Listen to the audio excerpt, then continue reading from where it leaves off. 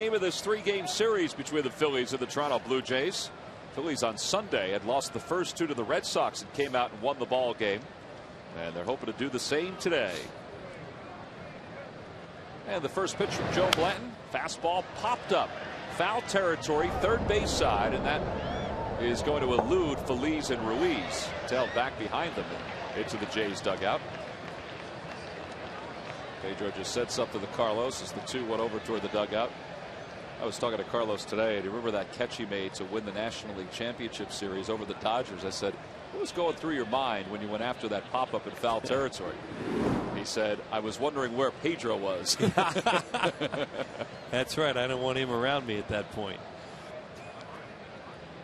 So no balls and 1 strike the count to Scudero.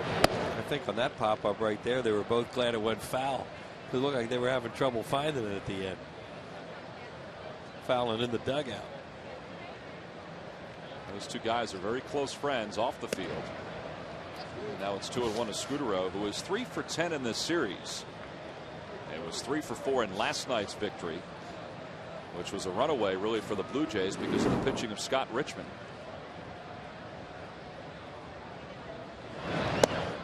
There's a strike, and it's 2-2.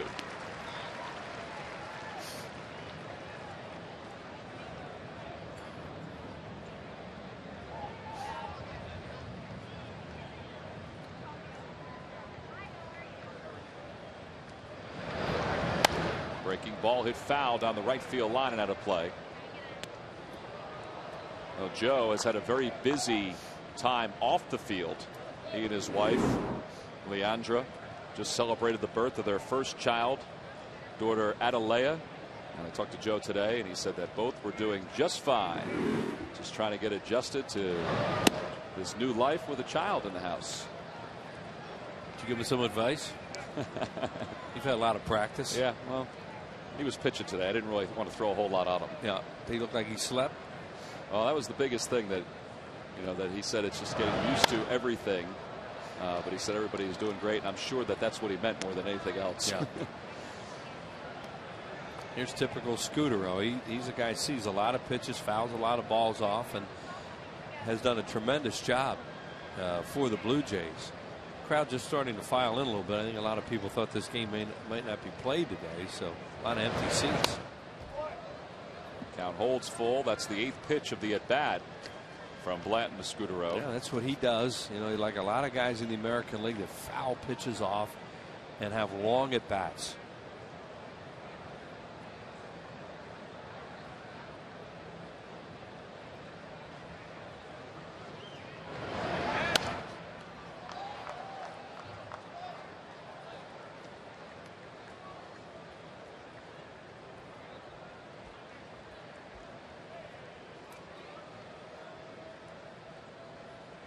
Almost got him on 1 pitch. Think back on the first pitch of the game was close to being caught, and now he's throwing this kind of an at bat against him. Well, here's the 10th pitch of the at bat for Scudero, and he hits it in the air, shallow right center field. Shane Victorino's over, and so is John Mayberry. And Mayberry looked at Shane at the last minute and realized, wait a minute, you're not there. I got to make that grab. Well, Mayberry's not. One good thing about him being here today, for him at least, is, and for Victorino, they played together a lot in spring training. Not as much with Victorino because Victorino was away for the World Baseball Classic, but they were together enough, and then a little bit in New York in that series, that they have a little bit better idea for each other. And that's a collision Shane doesn't want. He is a big kid. Aaron Hill, the batter. Hill hitting .315 with 15 home runs. 4 for 11 in this series. And 3 for 5 in last night's game. One of those hits last night was a home run that really changed the course of the ball game, because the Phillies were down 4-1 at that point, and his 2-run home run made it 6-1. And Blanton has worked ahead. No balls and 2 strikes. Well, that pitch he threw right there has been the key to his success lately. Fastballs in and out, not down the middle of the plate. Just like that. Just missed on it. Here's the home run Tom was talking about last night. Aaron Hill is a really good player. Looked like a changeup from Jamie that he hit out, and that took it from 4-1 to 6-1. He leads the American League in hits, and he's down looking on strikes here for the second out. Boy, that's a good slider. That's a good sign for Joe Blanton that he's gotten his fastball over for strikes, but also that he's able to get a little bite on that slider. Well, yeah, and he has to pick a little bit. You know, he's that kind of pitcher because he's not overpowering. So he has to pick on the corners and live out there. And he's able to do that with a good fastball and then a slider. 2 away now for Vernon Wells. Wells hitting .241 overall with 5 homers and 28 RBIs. And he is starting to come around a little bit. You saw that stat about the home runs, that he has not hit one in 147 at bats, but he is 3 for 10 in this series overall. He's hit the ball hard a couple times. In lifetime, he has 6 hits against Blanton, and he's got a home run against him. A good breaking ball. The count 2-1. Yeah, 2-0 breaking ball. And that's a good thing that Blanton's able to do, is command those pitches, throw them behind in the count, pitch backwards a little bit. Rich Dubie's hoping for a little length from his starting pitcher. We said that yesterday, and there's Wells with his 4th hit of the series. There's one of the few fastballs. I know it's early in the game. That's one of the few he's thrown that got in the middle of the plate. And that's what happens a lot of times. Now, he could have hit it at somebody, but the point is Wells hit the ball hard because of the location. Got rolling. He's had a fun couple days here. He's hit the ball well in this series and got himself a home run and then flew around the bases the way he always does. He is now 4 for 9 in this series. That .325 batting average has gotten higher because of a 7-game hitting streak. He's tied for 4th in the American League in hitting with that average. Ichiro leads the way. And Blanton starts him off with a fastball up high. It's 1-0. Rollins may not be hitting home runs like he used to with just 4, but he's not only among the league leaders in batting average, but also in doubles, and 6th in the league in batting average against lefties, which doesn't hold an importance right now with Blanton on the hill. And he also, it's hard to put a figure on guys like Scott and Pedro Feliz, those kind of players, on how many runs they save their team.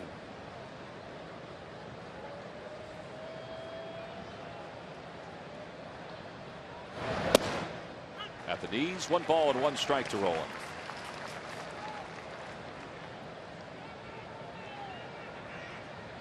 Scott, as we mentioned 2 days ago, now 34 years old. Former Rookie of the Year in a Phillies uniform back in 1997.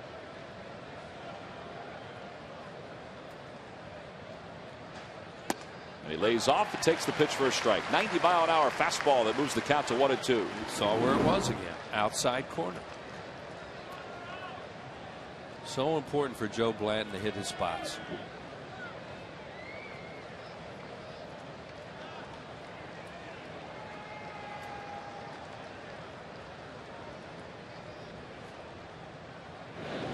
Keeping an eye on Wells, who has stolen 11 bases this year and has not been caught yet.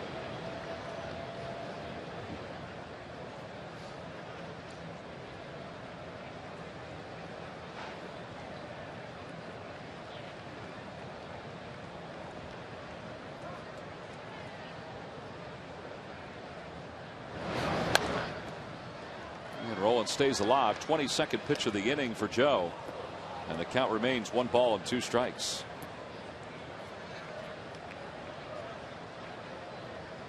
Looks like Scott just said to Chuck Merriweather, the home plate umpire, outside and down. Yeah, he talks a lot to the umpires about pitches. He's always had a very good idea at command of the strike zone from the time he was a young player. He stays alive with a little trickler toward the on deck circle. So a lot of foul balls in this inning. Yeah. A lot from Marco Scutaro, and now a couple here from Rollins. And it plays such a big part in today's games about pitch counts and how deep guys go into games. And when you play these American League teams, it just seems like those pitch counts go up quicker. But looking, you guys did the opening, looking for the difference in why the American League wins so many more. I don't think there's any answers, but that's part of it. In the air to right field, Mayberry on the run, back toward the warning track, toward the wall, has room and makes the grab, and the inning is over. An opposite field fly ball to Scott Rollins, and John Mayberry takes care of it as Joe Blanton works out of the top of the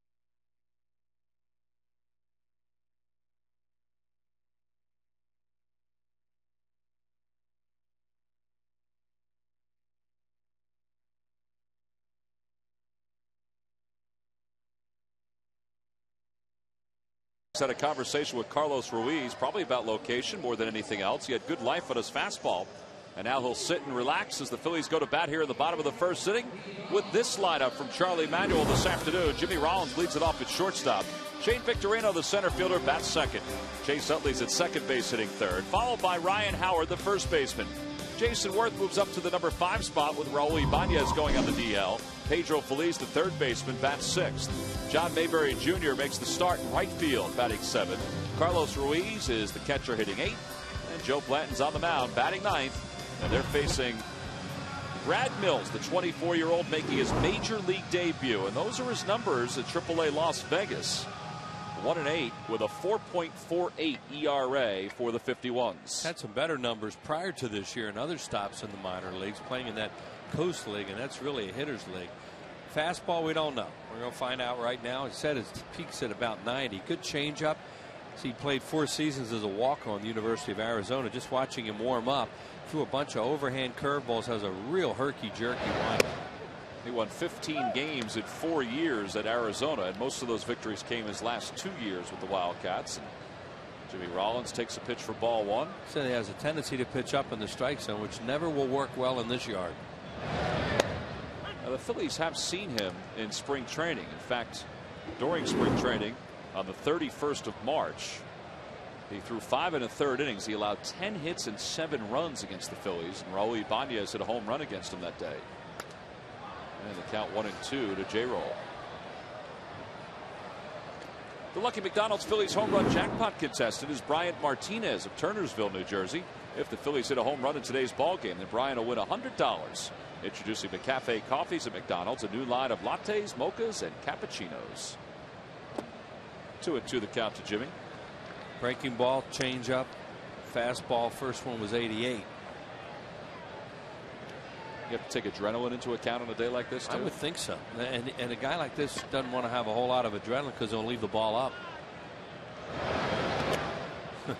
There's an adrenaline breaking ball right there. Well, he was winless, Wheels, in AAA. As you see Chuck Merriweather's the home plate umpire, Laz Diaz at first, Eric Cooper at second, and the crew chief Mike Riley at third. He was winless until his 12th start at AAA. Wow. Well, boy, they're using a lot of young pitchers, too. Bouncer toward the middle. That's going to find the hole and into center field. And Jay rolls aboard with a leadoff single here in the bottom of the first inning. That was a high fastball, and Jimmy didn't hit it all that well, but they were really playing him to pull on Brad Mills. Shortstop Scooter was way over towards the hole, so he hits kind of a dribbler up the middle, and it gets through. And you know, Jimmy needs some of that. So see, he hit it right off the end of the bat, but Scooter has a long way to come for it. Can't get there. So the Phillies have the leadoff batter on here in the bottom of the first inning. Here's Shane Victorino. Shane riding a 6-game hitting streak, as you see there. He's had a pretty good month of June. Because of his speed and the threat to bunt, and even though he doesn't bunt all that often, he has Rollins way up at third. In fact, Scott's in front of the bag towards the grass. So where Scott Rollins stands with Victorino at the plate.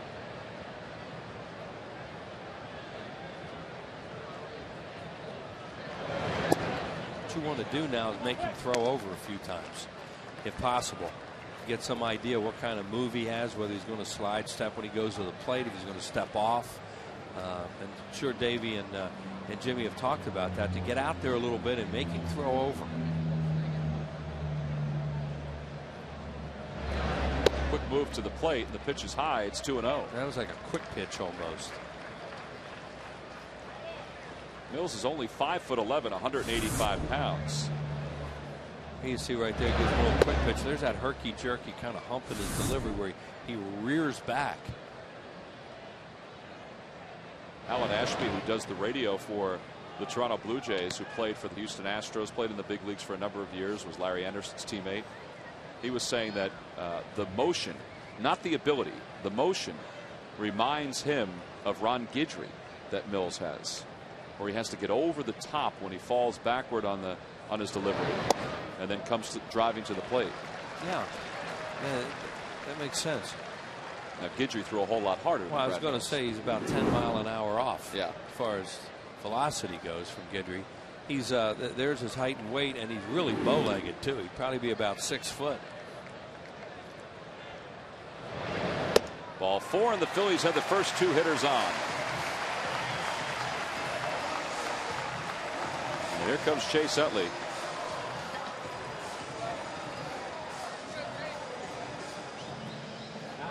Chase was 0 for 4 in last night's ball game, but he's batting over .350 here in the month of June. Well, Phillies need to jump on a young pitcher like this and see if they can make something happen before he can settle in and think he belongs here. And that's what you need to do, is attack a guy early.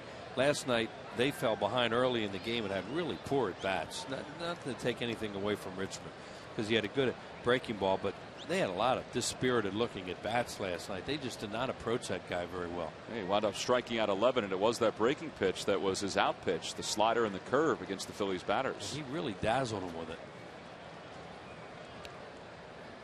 Chase overall hitting .308 as you saw with 15 homers. And he's ahead 1 ball and no strikes. Now Chavez will go out to the mound to talk to Brad Mills. Brad Arnsberg, the pitching coach. I think that's Rod Barajas beside him. And there, of course, is Cito Gaston, the skipper.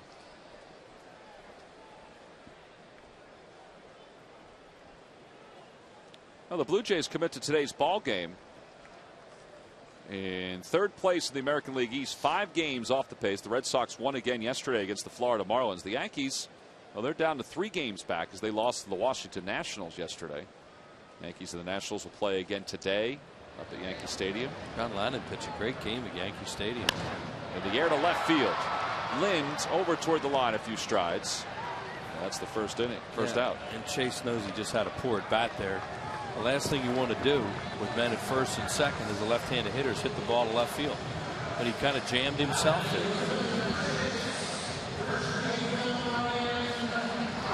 With the absence of Raul Ibanez from this lineup for the next couple of weeks, the burden, it usually falls on the middle of the order anyway. Chase, Ryan Howard, even Jason Worth, who had been batting 6th. But now it really falls on, guys like Ryan and even Chase to pick up more of the slack offensively. Does it ever? And you have to, of course, they're veteran players now. They can't be worrying about that sort of stuff. They just have to do what they do and make it happen. Ryan riding a 5-game hitting streak, and he takes a strike on the inside corner. 2 for 7 in the series with 4 strikeouts.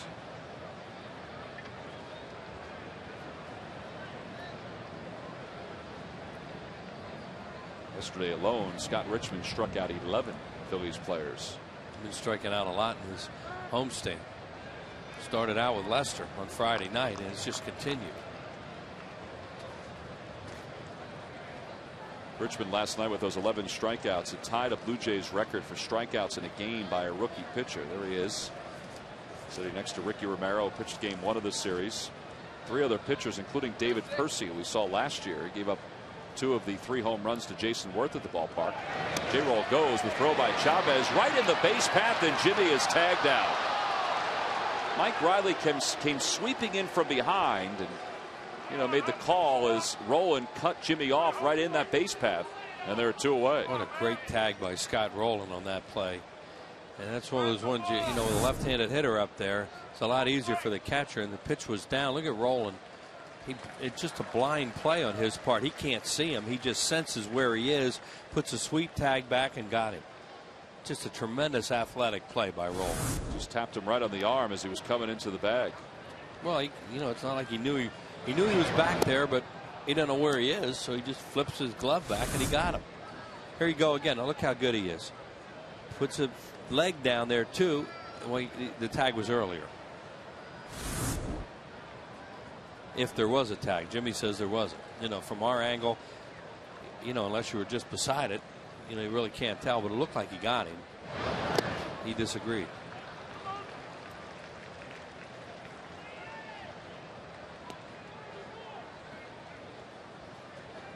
But right there, you're in the potential running yourself out of an inning. If you can't get anything done here when they had this guy on the ropes with 2 on and nobody out in his major league debut. Yeah, and Chavez didn't even bother about worrying where the pitch was. He was just designed to go after Rollins at third. It was actually not a bad pitch for him to throw on. Shane goes. The pitch is swung on and missed, and the inning is over. So Howard goes down on strikes. Phillies strand a runner at second base. We've completed one. We head to the second. No score.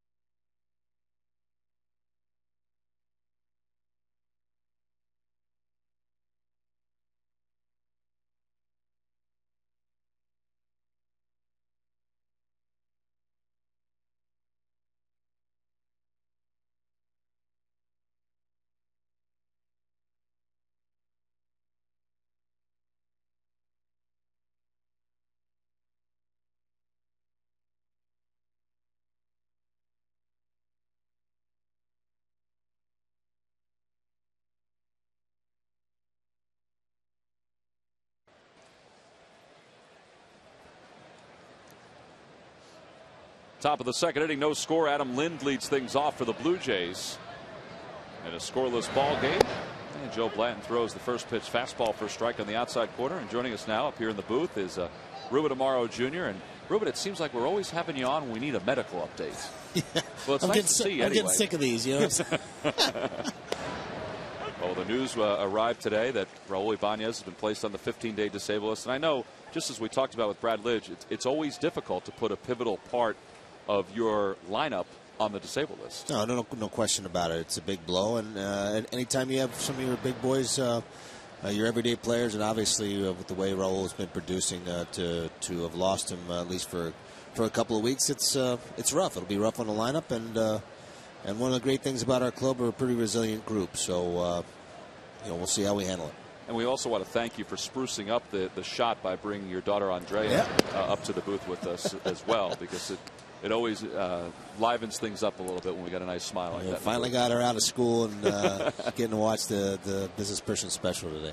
Hey, Ruby, this morning, we're down in Charlie's office. You were saying, dropping like flies, and I said, well, sometimes guys make a louder thud when they hit the ground. Yeah. How loud a thud is Ibanez? Well, he's a big part of the middle of our lineup. There's no question. I mean, anybody who's producing at the rate he had been producing, you lose that guy out of the middle of the lineup, and it's going to be a blow to us. But this has happened before to us. I mean, we've lost Jimmy Rollins for a large portion of the season last year. We lost Chase Utley when he broke his hand a couple of years back.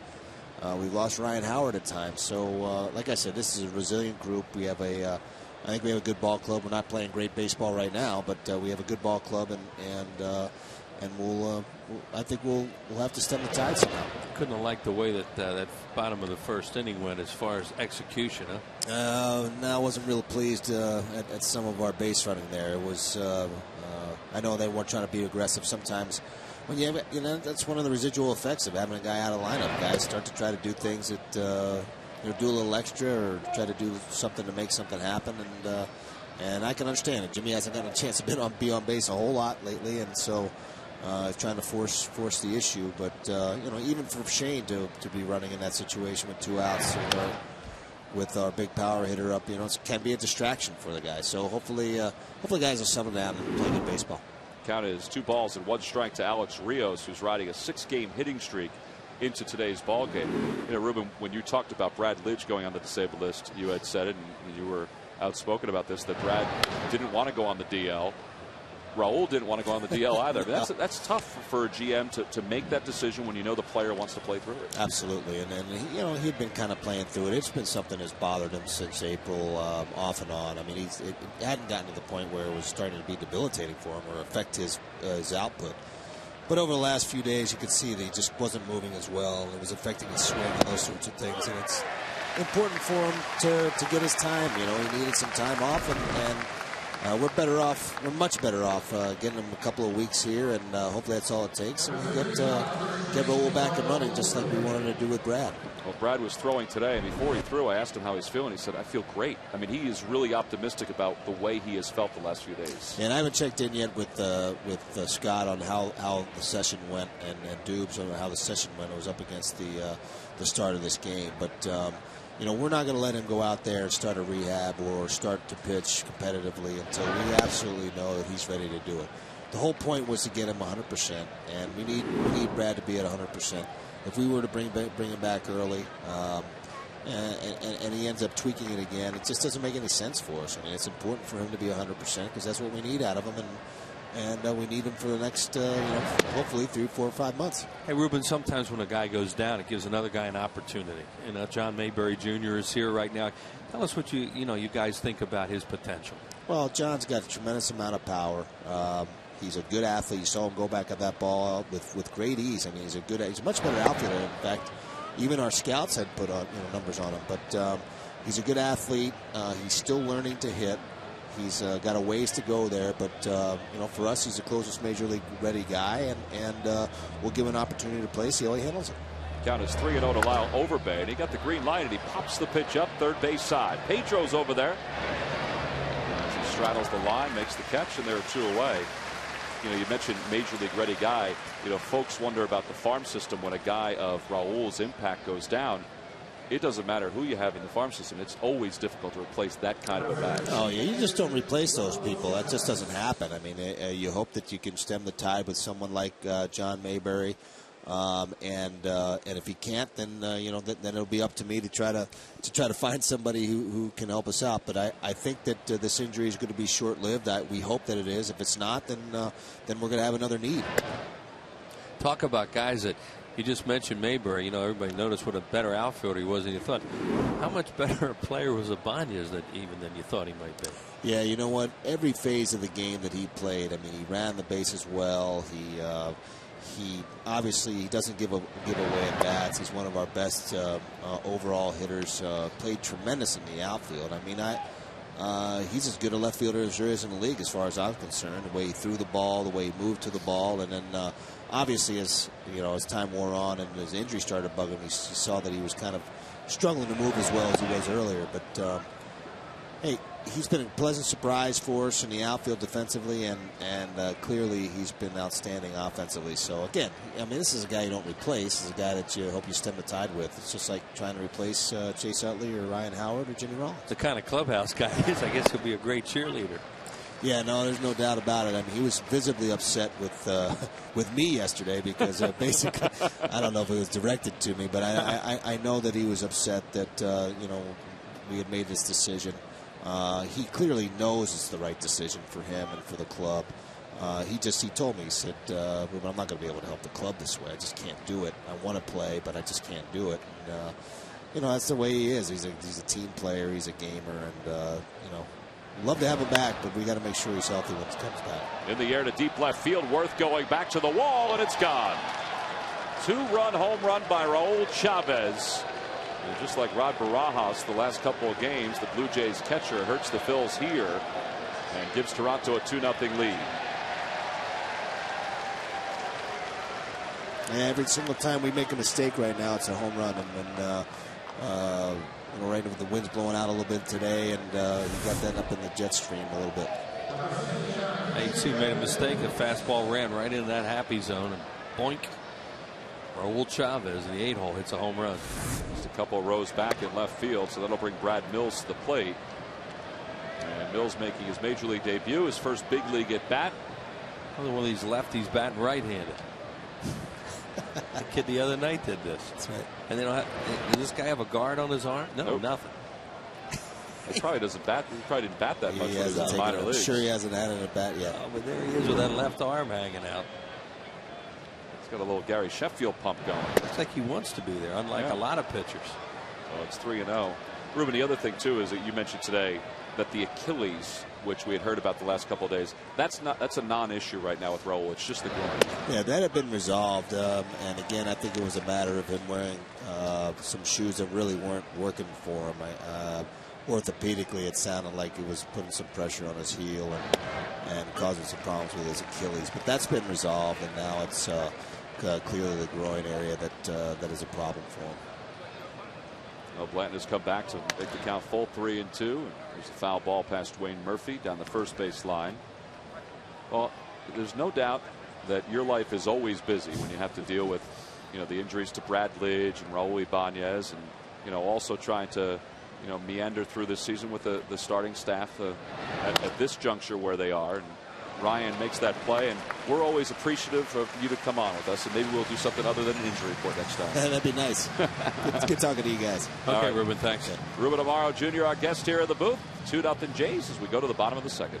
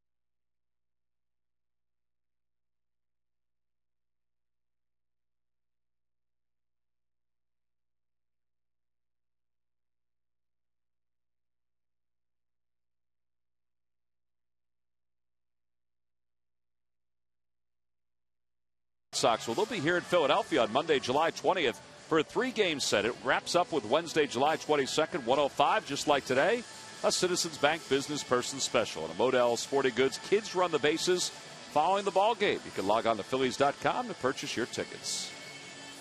Well, the Jays lead it 2-0 thanks to a home run by Raul Chavez. Fastball that tailed in. You see Carlos wanted to catch it. Now, a home run has backspin, and you look at the backspin on that ball. That's a great shot. When you get topspin, they come down in a hurry. When you get backspin, they have a tendency to fly a little more. And that was a great shot of some backspin off the bat there of Raul Chavez. And Greg Farnese is the guy who had the shot out there. Nice going, Greg. Sorry your boy Raul's not out there. Yeah, he's the only clean-shaven guy out there right now. Well, Jason Worth will lead things off here in the bottom of the second inning. Phillies trail at 2-0. Jason hitting .261 overall, 11 home runs, and 34 RBIs.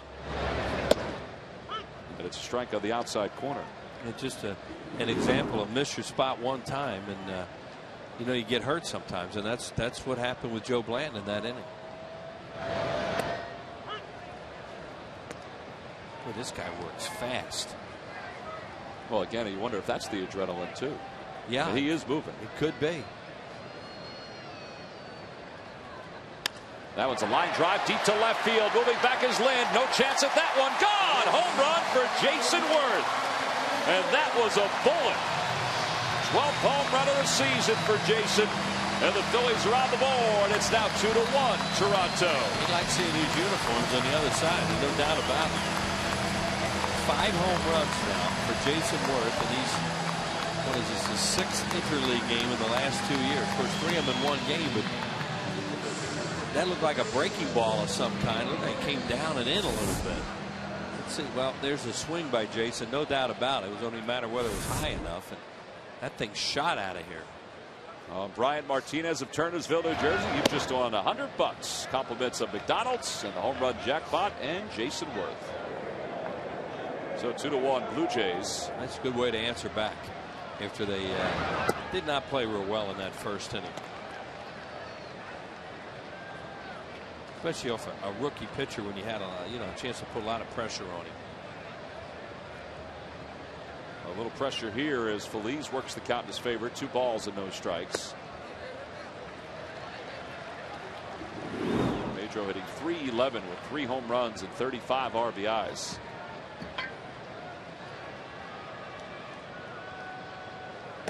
Take it all the way, and it's 3-1.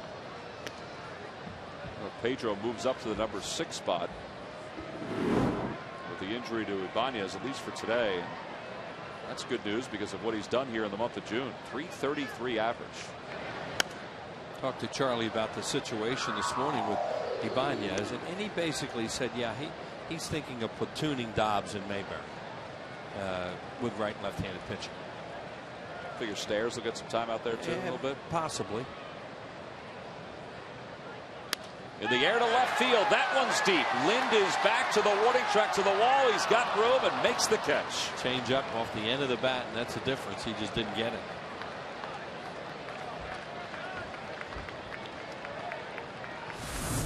Here's another look. See if it was a breaking ball. Yeah, it's a curve ball. See, it started back towards the middle of the plate. And all you do is drop the bat head on it. Shoot it out of here. That's a great shot when you see it like that. You see that spin.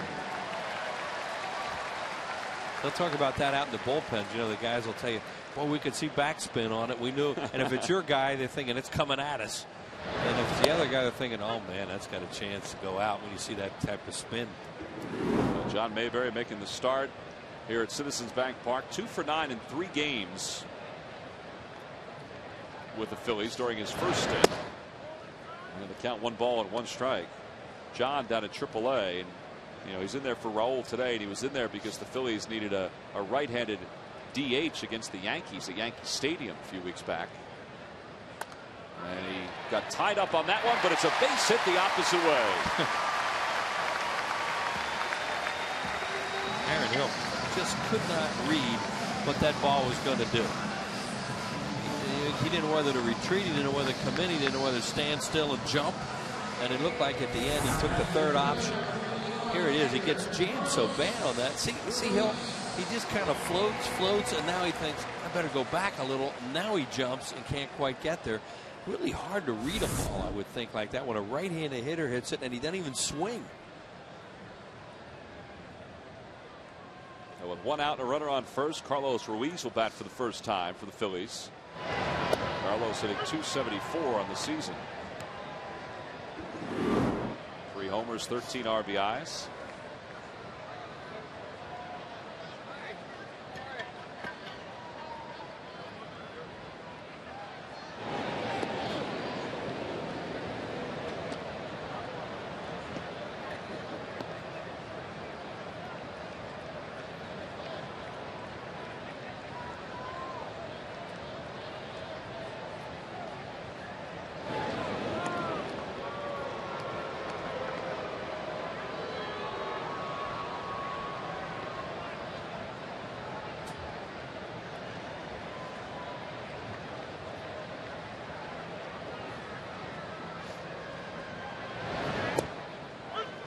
To the count to Carlos.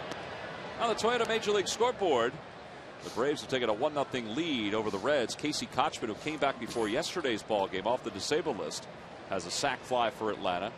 Saw those standings before. The Braves have slipped behind the Florida Marlins in the National League East. Micah Owings beat him last night with his bat, as he will do so often, at a 3-run home run. Pitched I think about 5 or 6 innings in that game. Bullpen took over after that, but he had a 3-run homer. Somewhat of a quiet afternoon around the interleague circuit and the National League circuit with the Braves playing the Reds. The Twins are playing the Pirates right now. They're in the 3rd. Washington and the Yankees have a day game, but they're in a rain delay, and that Atlanta-Cincinnati was supposed to start at 12:35, and that got started late because of rain. Droughts are winding down throughout the eastern part of the country. Fly ball to deep center field. Wells is there to make the grab, and Mayberry will venture back to first base. This guy, there's a lot of balls in the air off this guy, and if it keeps going like this, the Phillies are should score some runs. Oh, 2 outs here in the bottom of the second inning. Friday Night Fever. That's right. Log on to csnphilly.com. You get a chance to compete and chat with your friends, play some games, answer some trivia questions. Log on to csnphilly.com. Keyword fever. Do it right now. Now, usually it's Friday night, but they're doing it today. A little change in the action. Keep you busy at the workplace. You can't get to the ballpark. Nothing like a little day baseball. Midweek day baseball. Point about fly balls. You know, this guy looks like he does elevate it. And they're hitting a lot of balls in the air right now. And he doesn't throw real hard. And they should be able to get after him if they're patient. 1-1 the count to Blanton, who's 1 for 17 as you saw in the season. Guys that don't throw hard and throw a lot of fly balls in this park usually doesn't work out real well.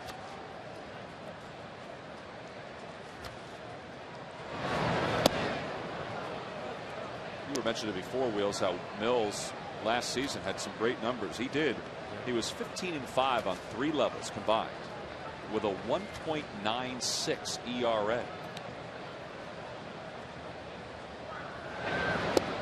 He gets a strikeout here as Blanton goes down swinging. Second strikeout of the ball game for Brad Mills, but the Phillies draw a little closer on a solo home run by Jason Worth, his 12th of the year. As we go to the third, it's 2-1 Toronto.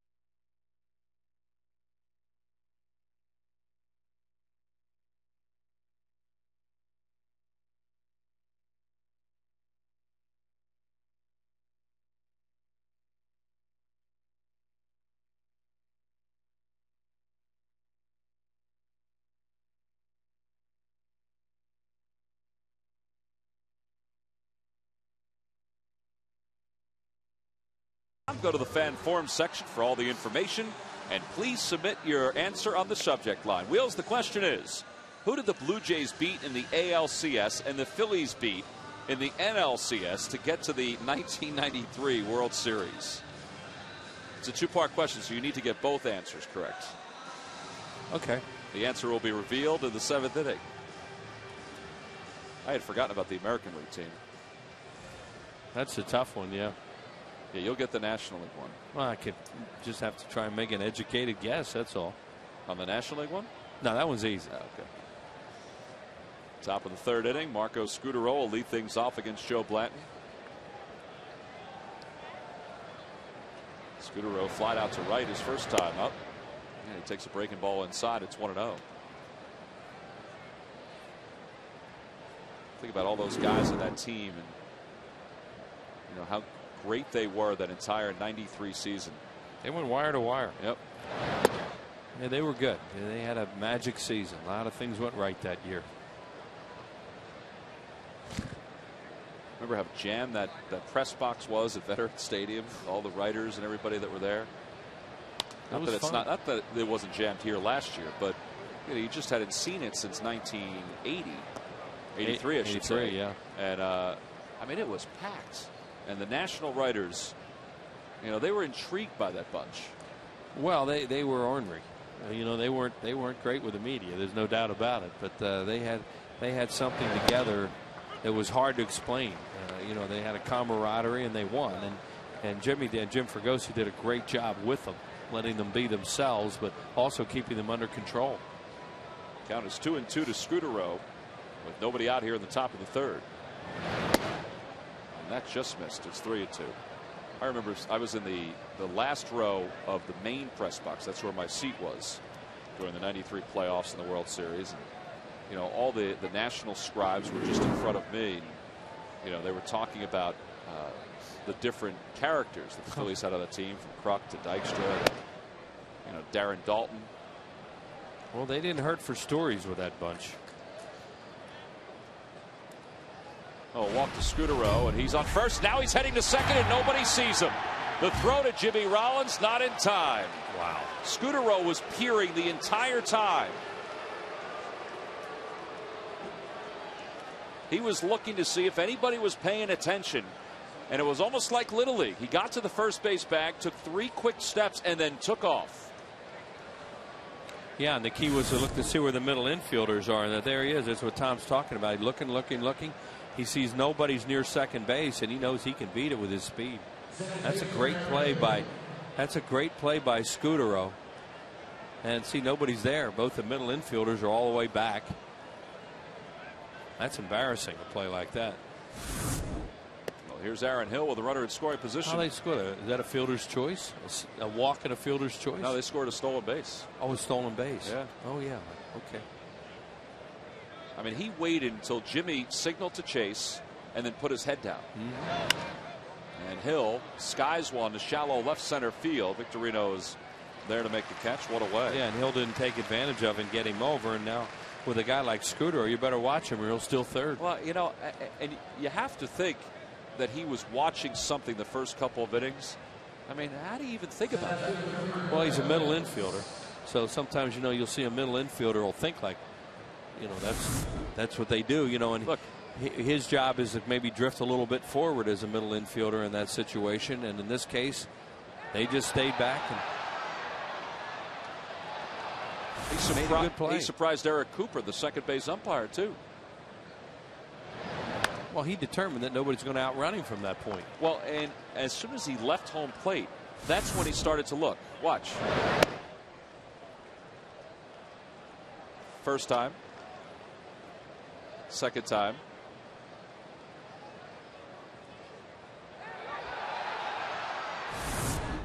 That's amazing.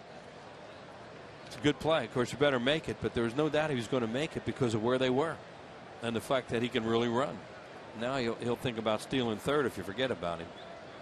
1-1 the count to Wells, and he hits one sharply toward third, right past Feliz, down the left field line, and the Blue Jays are going to get a run, and Wells will pull it to second base with his second hit of the day, and it's 3-1 Toronto. And that's all because Scudero took that extra bag after the walk. Look at the reception he gets from his teammates in the dugout. Good play. Good play on his part. Now he gets himself into scoring position. Where that ball's hit, he's not going to score from first base. He's second and third. He scores easily. Nick Leyva, no problem sending him home there.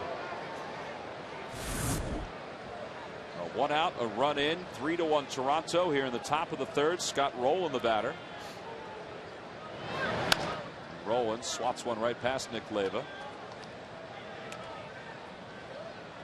Scudero is going down the stairs. Looked like he went down with Cito Gaston.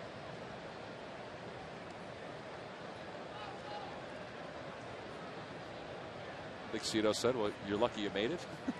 Well, it's one of the ones you better make it, but Pop up, shallow left field. Jimmy ventures back, and they're 2 away.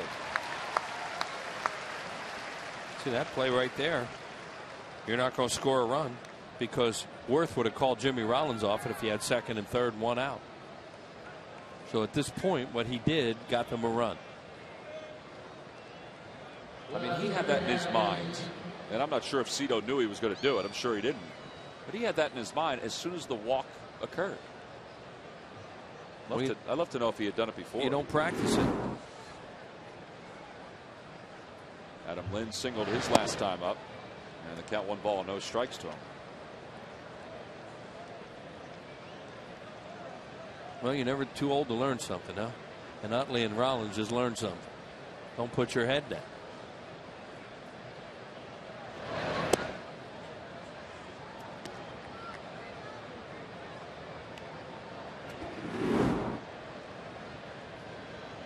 There was that throw that went off the glove of Ryan Howard in the Red Sox series, where he went over to the screen, picked it up, and then looked down, and the runner just kept on going from first over to third. It was Youkilis, right?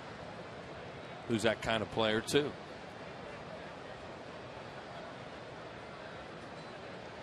Hey, there's still room in this game for guys that can run the bases, which is encouraging because everybody wants to see home runs and they're fun. You know, that's great. But a lot of this game is still running the bases, running them properly, taking the extra base, making things happen. And that's another instance of it right there. It's almost the theory from Little League is to make the play. And it's 3-2 now to Lind. Because that play happens all over Little League fields. Now, of course, in the old days, the game played before, he'd have done that, and in the pit, next time he's up, he better stay loose because they're going to drop him or hit him or something, which is fine. You know, that's just the way it was. Lind stays alive. The count remains full, 3-2.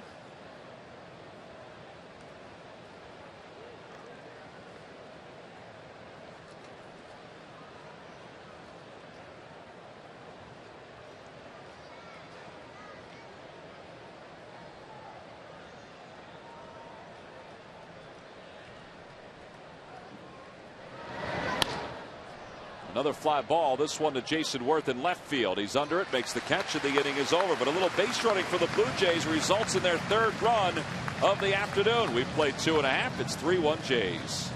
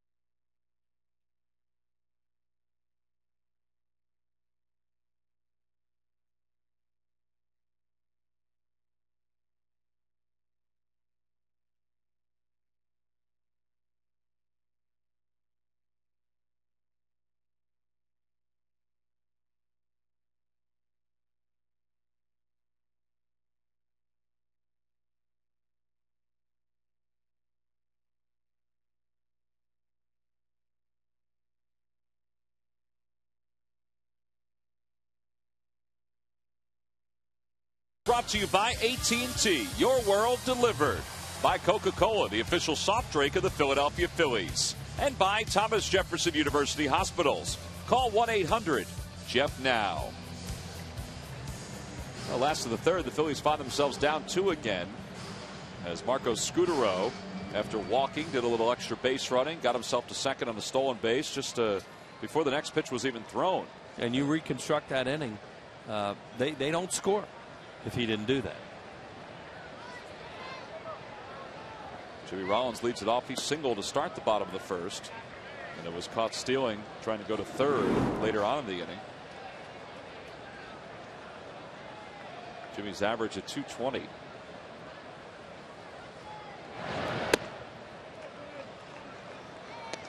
Jimmy's average is at 220 and his on-base percentage is under 300.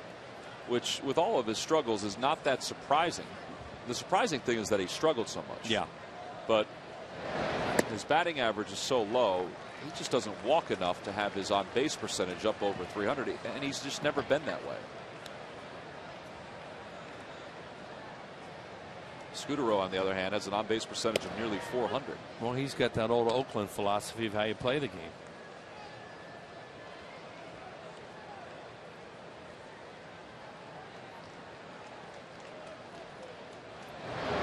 Ball 4. Ooh, excuse me.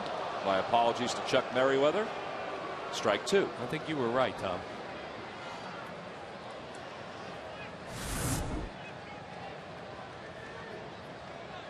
Yeah, that's bad. Say that Jimmy doesn't walk very often. Well, he walked there. Yep. And he swats that one foul down the left field line. Sometimes when an umpire calls a pitch like that, well, this is always the case. The hitter, well, then is so unsure of what the strike zone is that he may swing at a pitch that's not a strike. Right, especially if it's in the same spot. They're going to go back to the same spot. And this one is a little farther outside. Ball 4. Jimmy does indeed walk. Oh, and you can't follow the Phillies on Comcast Sportsnet. You can follow the action on your iPhone or iPod Touch with MLB.com at Bat 2009. Visit Phillies.com on your iPhone or iPod Touch to purchase today.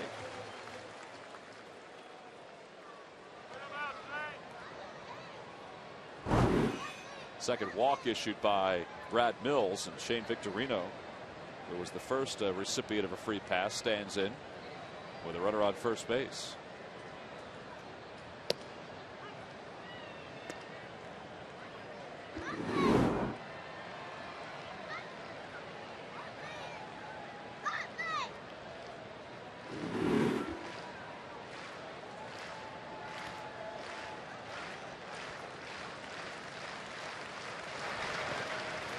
Ball's in the dirt, and it's 1 ball and 1 strike. I mentioned before the Phillies begin play today, 3 games up in the National League East over the New York Mets. And with 3 games left after this one here at home before the Phillies head back on the road and finish up with interleague play, it'd be nice to get off on a, finish on a strong note to get off on that road trip. Yeah, because sooner or later one of these trips are going to be a little more difficult. Well, you figure that the law of averages, and we've said this over and over again, as time was called before that pitch came to the plate, that the Phillies will round out. I know I sound like Charlie talking, but that this home record will finally round into shape in some way. It would be nice to couple it, though, with a successful run on the road.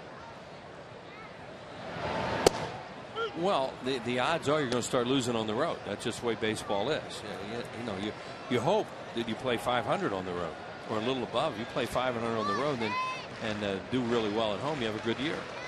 So they better start winning at home because it'll catch up to you.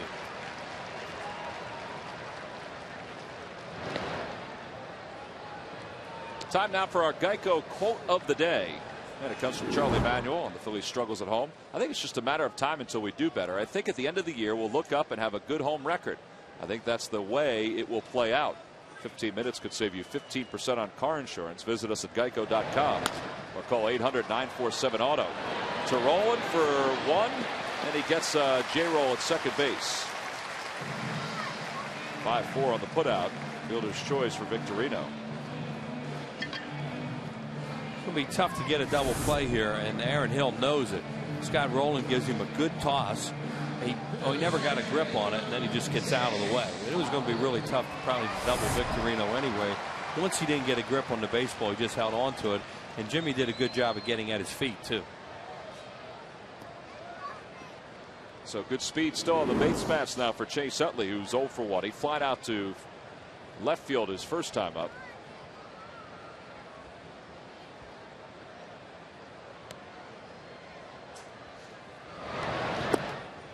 Breaking ball way upstairs, and the count 1-0. That one came in at 68 miles an hour. Well, he's throwing a couple different kinds of breaking balls. 2 speeds on his curveball, it looks like, a little slider, and his fastball's maxed out at 89. difference in Chase's numbers with runners on. And the base is empty. 11 solo home runs for Chase.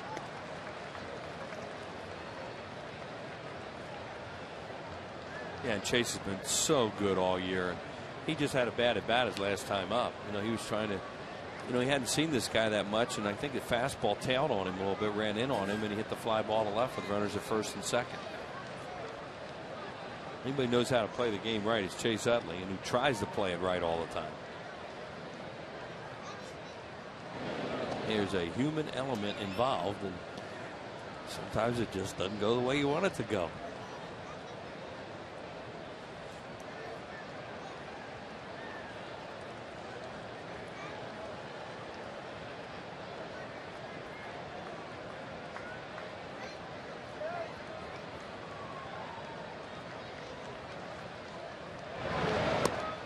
Two and one the count to Chase. On the Toyota Major League scoreboard, the Pirates and the Twins getting together in Minnesota. 2-0 Minnesota, top of the fifth inning. Justin Morneau, an RBI double. Twins are playing their final year at the Metrodome before they go into a brand new ballpark next year. That could be a lot of laughs in April. Right now, I think it would be okay. Yeah, now it's all right. They may put them on the road the whole month of April. No roof. That's a hardy fan base, I would think, that lives up in that area. Yeah, they're used to it, but still. I was young when Metropolitan Stadium was still in play out in Minnesota. Fanatic was young too. But it must have been really cold in April. And how about the World Series against the Dodgers? The weather looked pretty good during that World Series. That was a Sandy Koufax. That one's pulled toward first, a foul ball. Boy, that had to be close. Call, and it was awfully close. But he was emphatic that ball did not go over the bag at any point. And here's a look at it. It's a great camera angle for this play. Good call. Didn't miss the corner of that bag by much.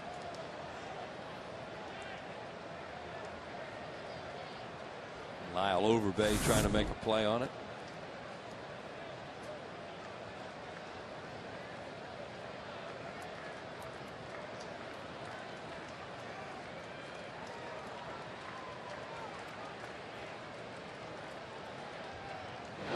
Still keeping an eye on Victorino. Shane has stolen 11 bags this year. That leads the Phillies.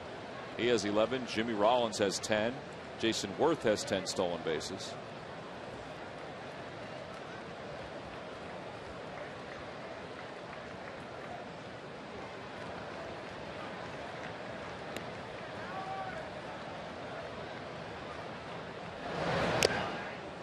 Chase barely alive as that one is fouled in and out of the glove of Chavez. He's looking at his glove. Checking out his gloves. Yeah, that pop out of there that much.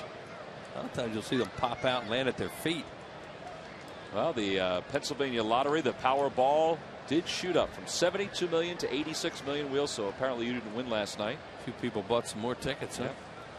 And the next one will go off on Saturday. So you got plenty of time to get your tickets for the Pennsylvania lottery. Must have been the way you sold it. 3-2 the count. Boy, this guy really is a nibbler. He's trying to do what he can do with the stuff that he has, and this is the second time they've seen him. They ought to be getting a little better feel. Well, during spring training, the Blue Jays thought he had a chance to make this team. In fact, 3/4 of the way through spring training, I think everybody thought he was going to be in the rotation. Well, he's a kind of crafty left-hander that can be successful if you let him, set the tempo for the game. Ball 4, and the Phillies have runners on first and second. Third walk issued by Brad Mills. And just like in the first inning, the Phillies with 2 runners on.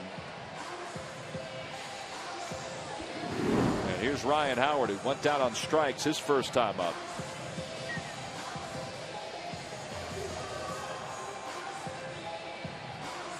Victorino cleaning off his spikes at second. Utley's over at first. Well, they kind of ran themselves out of that first inning. There's Cito Gaston, their manager, back for another tour of duty.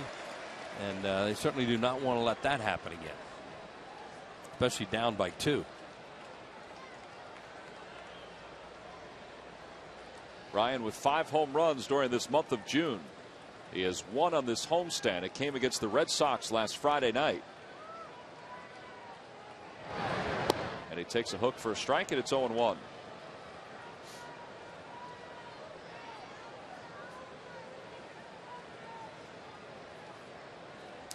Ryan was telling me today that if you want to find out more information about his new family foundation that he's put together, you can go to Howard Search, SEARCH.org.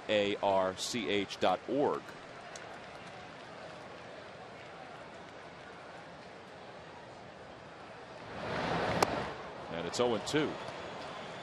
That's an initiative that he, along with his mom and dad and his brothers, have put together. His entire family has put together. See what he's done in here in the month of June compared to what he did in May when he had 10 home runs. Still plenty of time left in the month, though. And his strikeouts are starting to pile up. Yeah, they are. Month. And because he's seeing a lot of breaking balls. 2 in this at bat.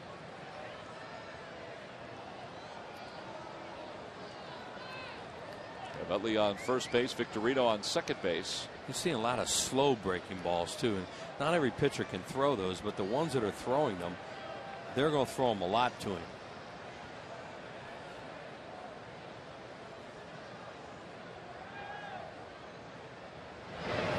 That one's lined to center field. Vernon Wells is not going to get this one. He plays it on the hop, and Victorino's going to have to hold up at third.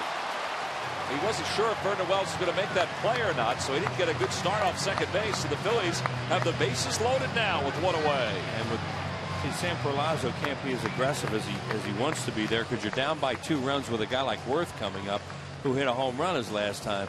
So he held him, and Wells gave up on the play and threw it into second. Here's a look at it. This is a top spin lob to center. Tough ball to read. And now here's Victorino. As Tom said, he didn't read it right. Or read it real well. And now it comes down. And now Perlazo has to hold him because of the score as much as anything. But Vernon Wells thought the play was over. And he just threw it into second to make sure he threw to the right base. So the bases are now loaded for Jason Worth, who homered his last time up. 3rd home run of the series. He now has 12 on the year, 35 runs batted in. And the Phillies trailing it by 2 could use a big base hit here. And that ball's in the dirt. Chavez does a nice job keeping it around the batter's box. And it's 1 ball and no strikes. I mention often how Jason originally was with the Baltimore Orioles organization, but he did spend time with the with the Toronto Blue Jays. Made it to the big leagues with the Los Angeles Dodgers.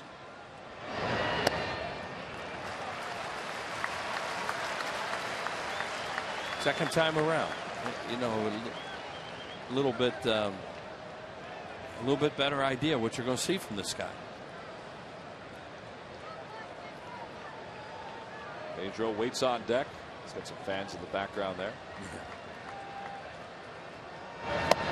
Off speed pitch, 2-1. And that's what he's been doing a lot of so far, is throwing off speed behind in the count.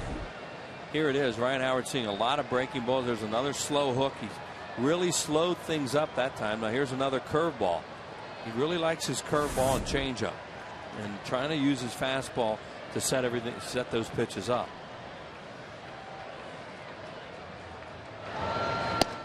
Another changeup or breaking ball. And, he doesn't throw that many fastballs. Back to back, they backed up changeups there. 6-3 ball counts for Mills. Now this is where Jason Worth has to be a good hitter and not get himself out, because he's got 2 pitches to play with off a guy that he's shown he can handle. Hughes one up the first base line, and the count is 3-2. And he got another changeup, and that's the point you're trying to make there, is you don't want to get yourself out in this situation when the guy's slopping that stuff up there. And he knows, that was probably not even a strike, let alone a good pitch to hit. Victorino's on third base. Over at second base is Chase. Around at first is Ryan Howard. The count 3-2 with 1 out here in the bottom of the 3rd inning. Brad Mills at his major league debut.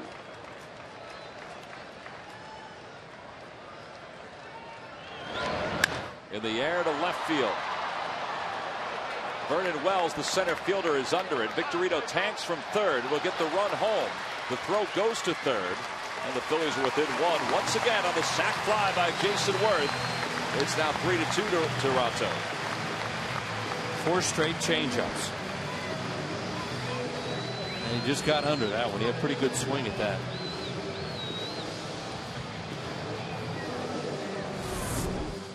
There it is, another changeup. That's probably ball 4. But that's the type of pitch that he thought he could probably really drive, and he got under it and skied it, but deep enough to score the run. But there goes Victorino scoring, but that was ball 4. Probably the 3-1 was ball 4. But just a matter, you know, when you're struggling a little bit, sometimes you get a little antsy. Well, 36 RBIs now for Worth. He has both runs batted in today. Chase is on second base. You could see his reaction in the dugout. He knows he got a run in, but he could have had more. Yeah, or he could have walked. Could have been more. Right, he could have walked, forced in a run, still only have 1 out. Well, Pedro Feliz has been the Phillies' most consistent hitter this year with runners in scoring position. He's up here with 2 outs and 2 runners on, 1 in scoring position.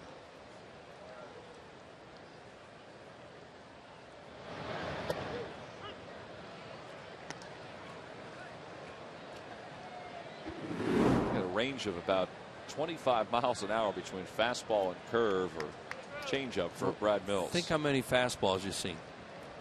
He just doesn't throw many. Another off-speed pitch. 4 straight changeups to Worth, and at the end of his at bat, 2 straight curveballs here to Pedro Feliz. So as a hitter, you're watching this, and your second, third time around the lineup, you can sit on some stuff in certain counts. Chopper toward third, taken on the backhand by Rollins. And the Phillies have to settle for just 1 run here in the bottom of the 3rd inning. They had the bases loaded and 1 out. They got a run home to make it a 1-run game as we go to the 4th.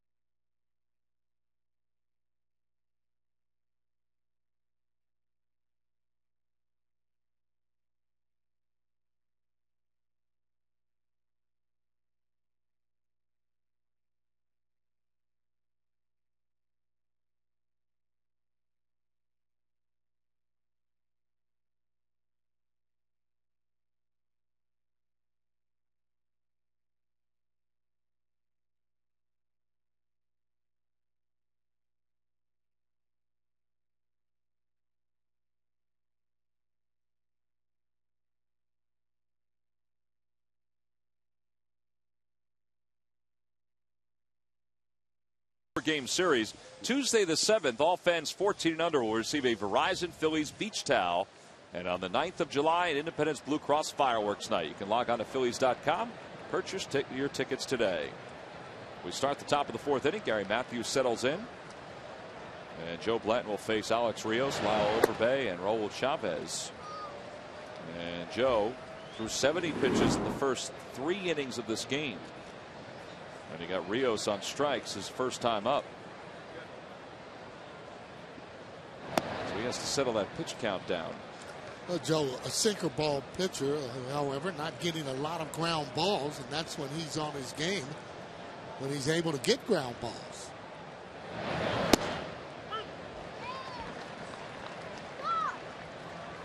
Well, so far he has just one ground ball out to speak of. Been fighting with his control. There's a ground ball. Couple of hops to Pedro Feliz. And Rios is retired for the first out here in the top of the 4th inning.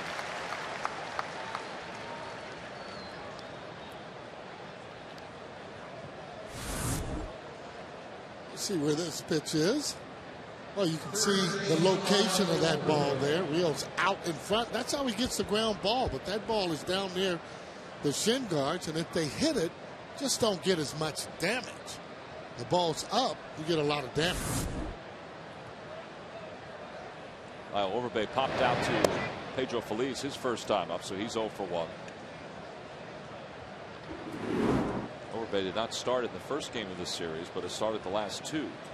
Kevin Millar got the start. And Blanton falls behind, 2 balls and no strikes. Might be in a bit of a platoon type situation where Millar will play against some of the maybe tougher left-handers. Overbay, guy that has a good eye.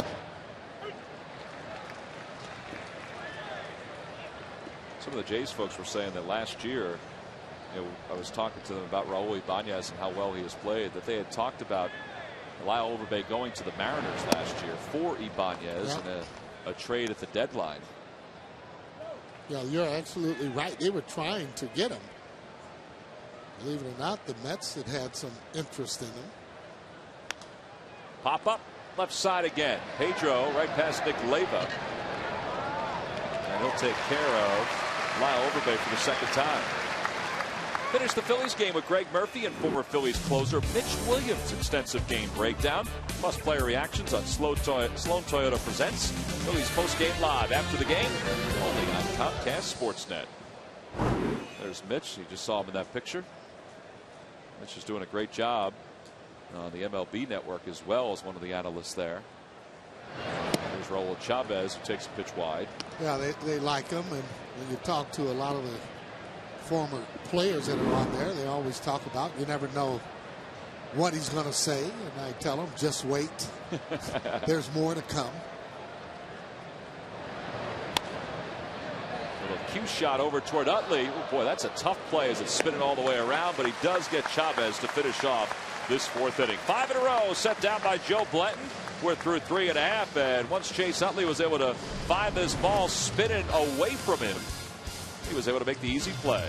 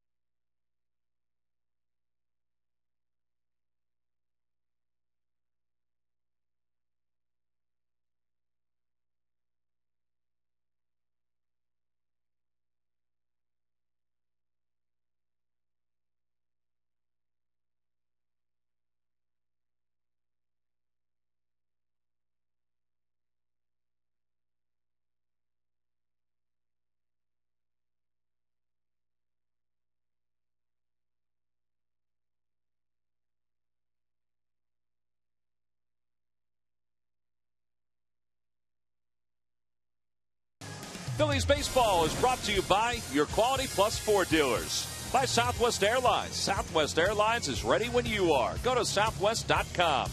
Grab your bag. It's on. And by McDonald's. Introducing McDonald's McCafe coffees.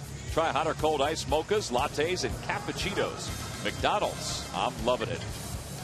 Well, the way the weather has turned, I would have said that the iced mochas and cappuccinos would not have been in vogue today, but it's warmed up okay here at the ballpark.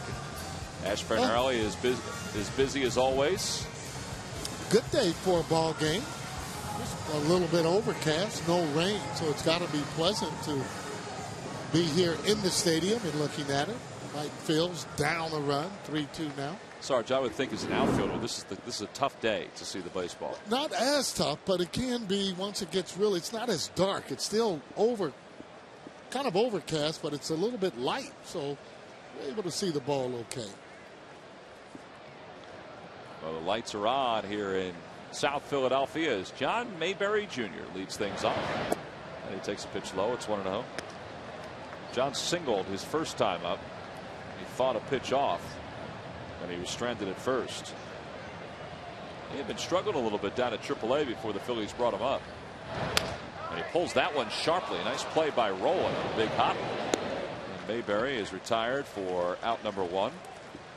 He had been struggling a little bit down in AAA, and you wonder if that was kind of the hangover of coming back to AAA from the minor leagues. He only had 4 hits in his previous 29 at bats and hadn't homered in a while, but it was good to see him in the clubhouse today. Not under these terms, though. Yeah, I think he needs to get a little bit tougher there at the plate. Pretty difficult to hit up here on a daily basis if you're not going to be a mean hitter.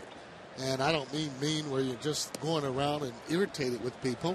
But you got to make sure, though, at the plate, you get balls that are up and in. You got to retaliate yourself. And I just think that it's a little bit, and maybe more games that he plays, the tougher he'll get. But you got to have that here in the major leagues. Well, and I guess part of that will rub off from some of the other players that he'll be around. Seeing their work ethics, and again, similar swing, or should be trying to talk to maybe Jason Worth about some of the pitches since they're both right-handed batters. That one was in on the hands of Carlos Ruiz, and he'll be retired by Lind. And they're 2 away. Well, looking at some of the numbers from AAA, John Mayberry Jr. was having a good year. Jason Ellison is having a really good year down with Lehigh Valley. I mean, he's done a nice job as the leadoff hitter for the Iron. Yeah, I just think it depends on the type of hitter that they want. Probably looking more for more power as opposed to somebody leading off or with speed. You do have Victorino. You do have J-Row. Jason Worth can steal a base, has 10 stolen bases. Well, the Iron Pigs 29 and 36 this year. And John Mayberry was having himself a fine season with 8 home runs and 31 RBIs. There's 2 outs now for Joe Blatt. He's ahead of the count 1-0. Make it 2-0.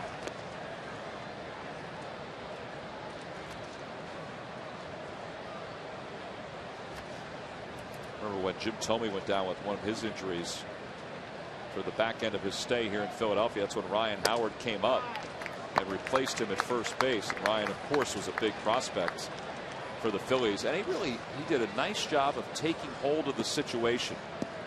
And it led to Jim being traded to the White Sox and Ryan taking over at first base. So when a guy goes down, you hate that, particularly when it's one of your big boppers like Raul Ibanez, but it is a forum now for a young kid to get some at-bats and show some things. Absolutely is. I remember in the Double-A, Lee Lacy, who played second base for the Los Angeles Dodgers. He went up from Double-A just for a cup of coffee, they thought. 23 games later. Never came back.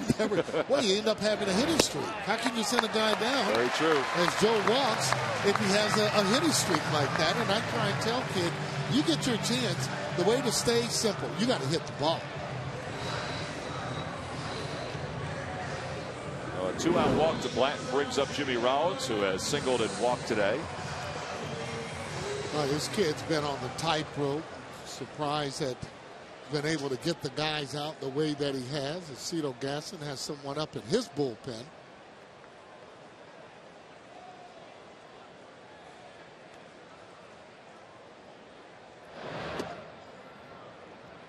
Jimmy takes one down and inside. It's 1-0. I think the part of the reason why Cito has somebody up is that he's probably a little frustrated that Mills got the first 2 batters out, then walked the pitcher. Well, this has happened quite a bit this year. Don't know if it's because of lack of concentration or maybe trying too hard. And Cito's not in this to give Brad Mills his first major league win. He's in this just to give the Blue Jays a win. Oh, he'd like to try and get as many innings. Look at that curveball there, slow. We talk about staying on the fastball, but here's a guy you go up there, you want to look off-speed pitch. And these are situations where you have to be able to change as a hitter. These are fastball hitting guys, but the majority of his pitches have been off speed. If you hit the curveball, he's gone to the changeup. There's the changeup there, and it remains 1-2 to J-Roll. And again, to be able to hit them and be successful, what you try and do is you stay up the middle on anything that's soft. So if you're a little bit late, guess what? It goes to right field. If you're a little bit early, it should go to left field. But you're seeing the ball better if you're trying to stay up the middle and get the ball down a little bit. The Phillies have worked out 4 walks in this ball game. You see Sean Camp in the bullpen loosening up for Toronto. They had the home run by Jason Worth, but you know, to Mills' credit, he's thrown a lot of pitches. His splits aren't great, but the Phillies haven't really hit the ball that hard against him. Until now, Jimmy Rollins hard in the air, deep to left field. That one is gone. 2-run home run for J-Roll. And the Phillies have taken the lead 4-3 here in the bottom of the 4th inning, and that was all set up on the walk to Joe Blanton with 2 away. Now that's the kind of thing that drives managers and pitching coaches crazy, where you end up walking the pitcher. You'd almost like to throw it down the middle and just go on and let him hit the ball. See J-Roll giving some high fives there. Well, trying to sneak a fastball by him. Just not going to happen. Cadillac time again as he hits that ball into left field. Guess that's why he's throwing so many off-speed pitches. No, the guy's throwing 86, 88, jumping up maybe to 89, but the fastball's not hard enough to jam major league hitters inside. Well, Jimmy now with 2 hits. He's been on base 3 times in this ball game. A couple RBIs. 1 game does not make a season, but Cito Gaston has watched him this series, and so has Charlie Manuel. And he's watched him hit the ball a little bit harder during this homestand. That's a hitting count there. Fastball hitting count, but again, he has been gone more to his changeup in that situation. Fastball outside, borderline low. Camp continues to loosen up in the pen for the Blue Jays.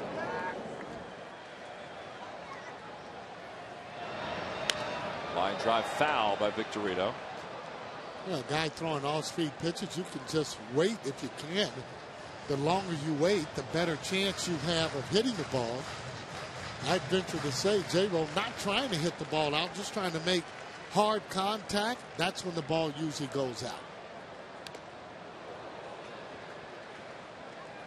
Victorino quickly turned back to see where that ball hit. I think it hit Chavez, the catcher. I don't think it got a piece of Chuck Merriweather. Well, you didn't act as if that ball hit him, and usually if it hits you on your arm, you at least act like it. You know it hits the catcher, and that's why Chuck went out and gave him a little bit of time.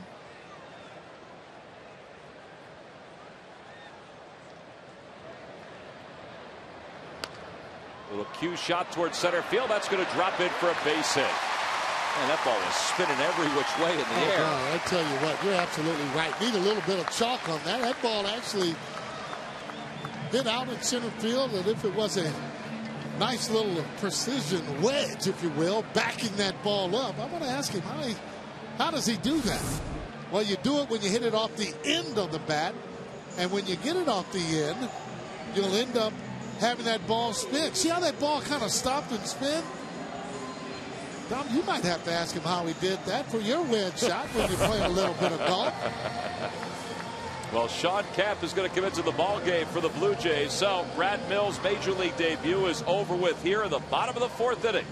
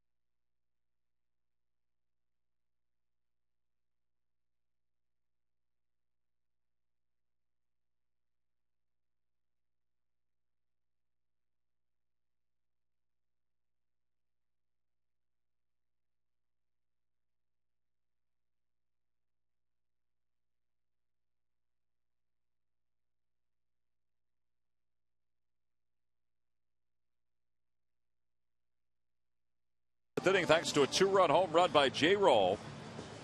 And now they've got a runner on first base and a new pitcher for the Jays, Sean Camp, in his 21st game. No wins, 2 losses, a 3.86 ERA. So Phillies get the left-hander out of the game, and they bring in the right-hander for Toronto to face Chase Utley. See what right-handers have done against Camp. And wait, is that birthday music? It is. And Mark Anderson, Phillies assistant athletic trainer. Let me guess his age. With a full head of hair, I might say. How old do you think, Sarge? I would say 47. That would be incorrect. Oh. Mark is celebrating his 50th birthday today. Oh, gosh. At least I gave him a little credit. Yes, you did. Yeah. So he just runs birthday, like Mark. He's a little over 50, you know? Have you seen him run? I have seen him run, but I am not one to critique anybody's running ability. Well, we're just making a comment. We're in that business. I saw him. I've seen him before. Well, to me, he doesn't look 50, and he doesn't run like he's 50. Well, you think he runs like he's 60. Well, at least I was going to say that. Thank you for bringing that out. 0-1 the count to Utley. Chavez throws behind Victorino, who gets back before the tag. A lot of birthdays today around the Phillies office. John Brazier's wife Jill is celebrating her birthday today. If she were in the dugout, we probably would show her too. Yeah, well. It's one of the things Harry used to like quite a bit, is mentioning birthdays, as you know. Hot shot. That's a base hit for Utley. Through the hole on the right side. Up to second goes Victorino. And the Phillies have runners on first and second with 2 away here in the 4th inning. And you forget, this all started with that walk to Joe Blanton before the home run to Jimmy Rollins. Yeah, 2 out. When you score runs with 2 outs, that's another thing that gives managers gray hair. See Big Joe Blanton there looking on. Hopefully start to get himself together. Look better that last inning. Well, Ryan has a single and a strikeout today. His average up at 260. 19 home runs and 51 runs batted in. Yeah, he's been right around that 260, falling back down a little bit. Get hot here, maybe jump up to about 270, 275 or so. Takes a spinner inside. They appeal to Mike Riley, who says he did not go around. See, Chuck looked at him all the way to see whether or not that bat went around or not. He couldn't make the decision and asked for a little bit of help.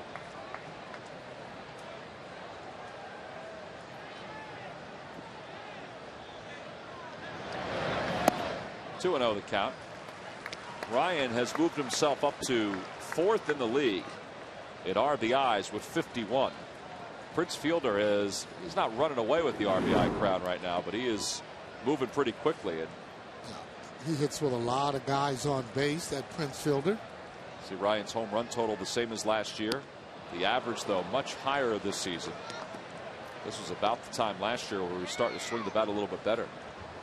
Oh, he's going to get blazing hot before it's all said and done. Well, one thing about the RBIs, he's able to get them quickly simply because of the home run. You hit home runs, you hit doubles, you're going to have RBIs. Oh. That's the one pitch Chuck has not been consistent with. Now, if you're going to call that as an umpire, you got to call it on both sides, and then you got to call it from the first on. You can see that ball borderline low. But now if he throws that again with 2 strikes as a hitter, make the adjustment, you got to swing. Pedro Feliz nearly got hit by that ball as it went toward the dugout. Helmet popped up a little bit. He's really trying to make sure that ball's inside to Ryan Howard. Watch where this pitch is. You can see that he's trying to clear those hips. Look out, Feliz. Looks like it went right off of Harry's jacket that's hanging in the dugout. Well, you'd think he would be safe right there, but Feliz doing a little dodgeball.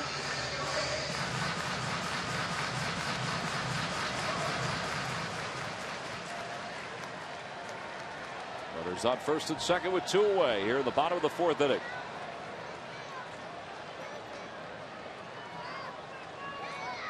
Not a time that you want to steal it all, especially with Ryan up there at the plate. Ryan stays alive. Chavez cannot hold on.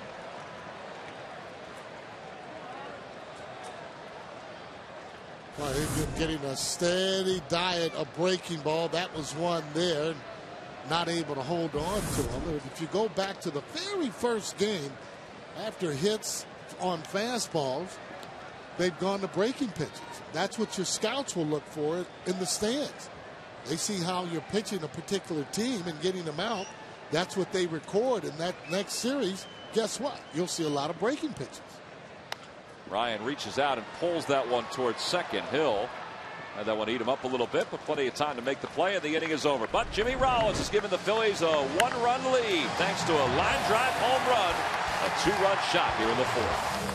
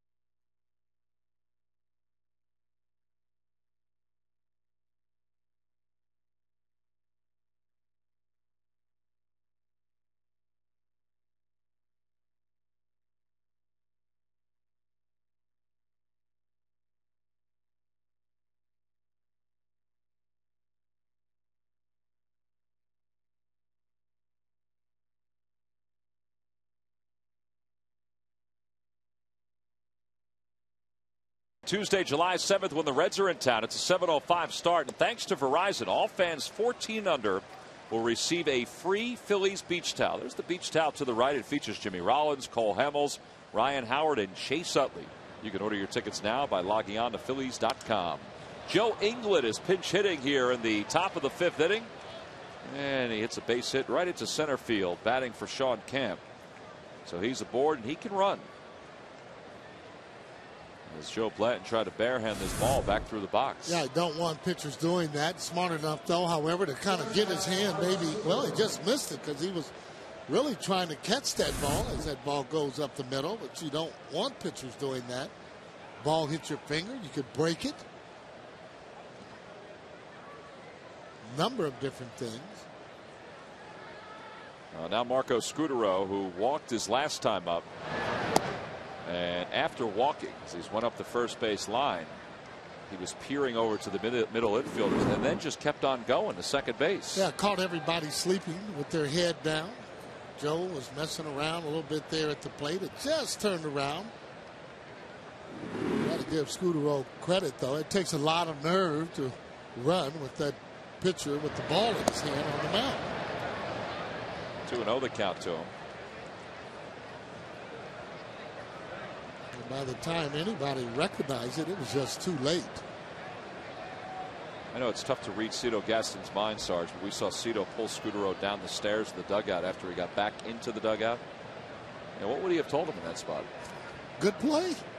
I mean, it was good heads-up play. I mean, for me, you're looking to take advantage and get to the next base.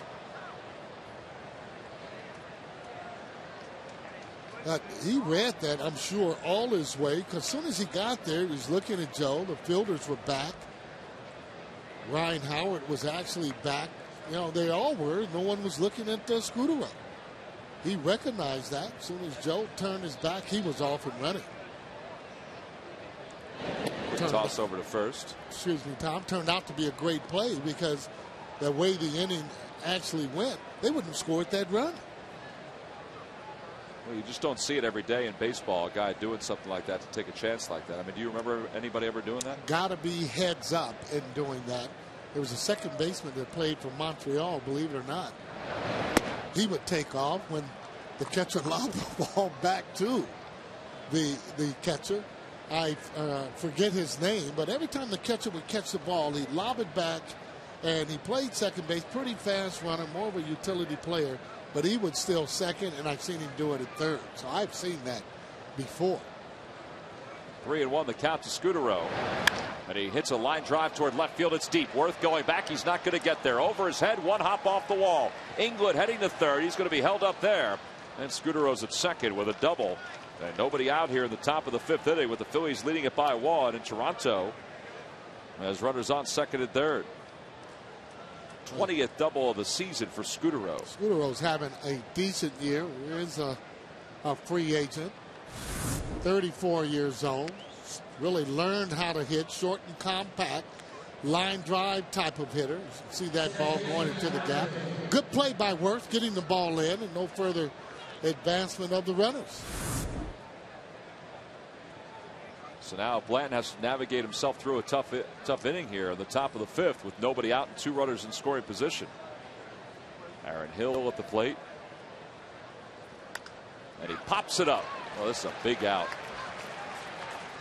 The infield was back. They were conceding the run, and Utley makes the catch, and there's one away. Boy, that's what the doctor ordered. You want to pop up or you want to strike out.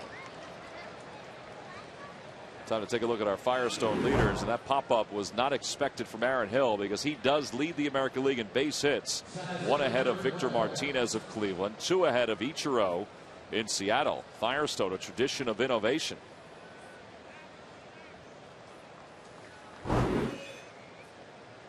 Well, now the number 3 batter in this Blue Jays lineup, Vernon Wells. Yeah, Vernon actually came in a slump and is starting to pick it up some. Vernon Wells had 2 hits in the first game of this series. Had a hit in last night's game and has 2 hits today.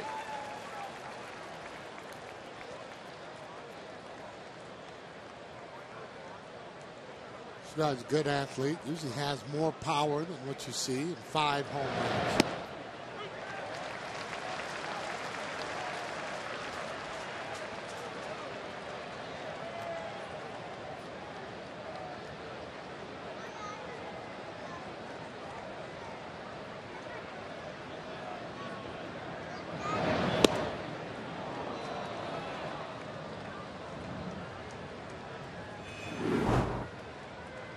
Wells is 4th on the all-time list for RBIs for Toronto. Carlos Delgado leads the way with over 1,000. Lloyd Mosby, he is 5th. Lloyd Mosby was a pretty good player. Played center field. They had a good team back in those days. Barfield, I believe, was on that team. Jesse Barfield. Another pop-up right side of the infield. This time to Ryan Howard. 2 outs.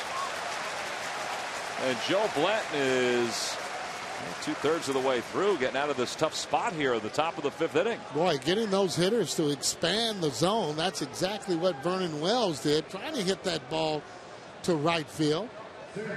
Those are things that drive hitters crazy, not being able to square balls up. Or at least hit a ground ball to that right side to get an RBI.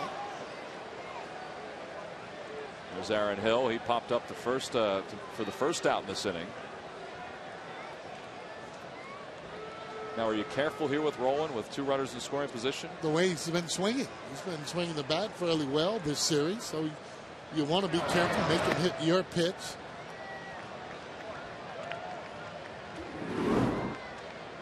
His numbers are good with 2 outs and runners in scoring position. He's 0 for 2 today. Came in tied for 4th in the league in hitting. Now here's a guy, Scott Rollins, plays with a lot of pride.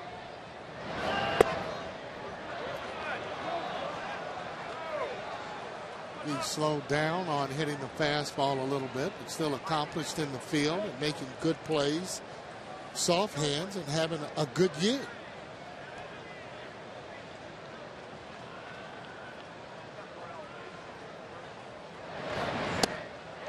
Front 2-1. Good pitch by Joe Blanton. That slider, which was tightly spun.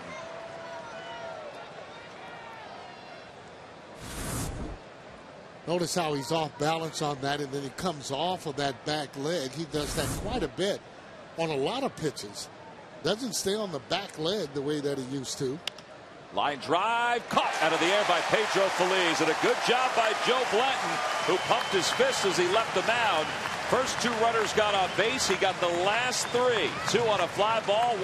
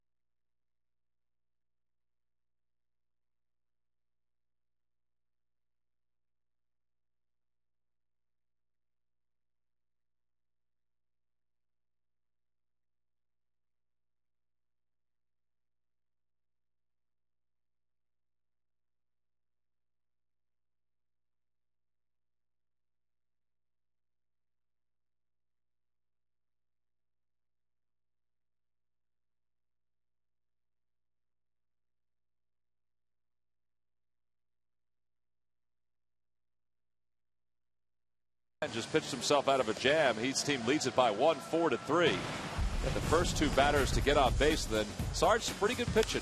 Oh boy, I tell you what, that is vintage there. Getting them balls in on the hands on Aaron. You can see that ball cut away there on Wells, and then Rollins line drive, but that ball got in on him.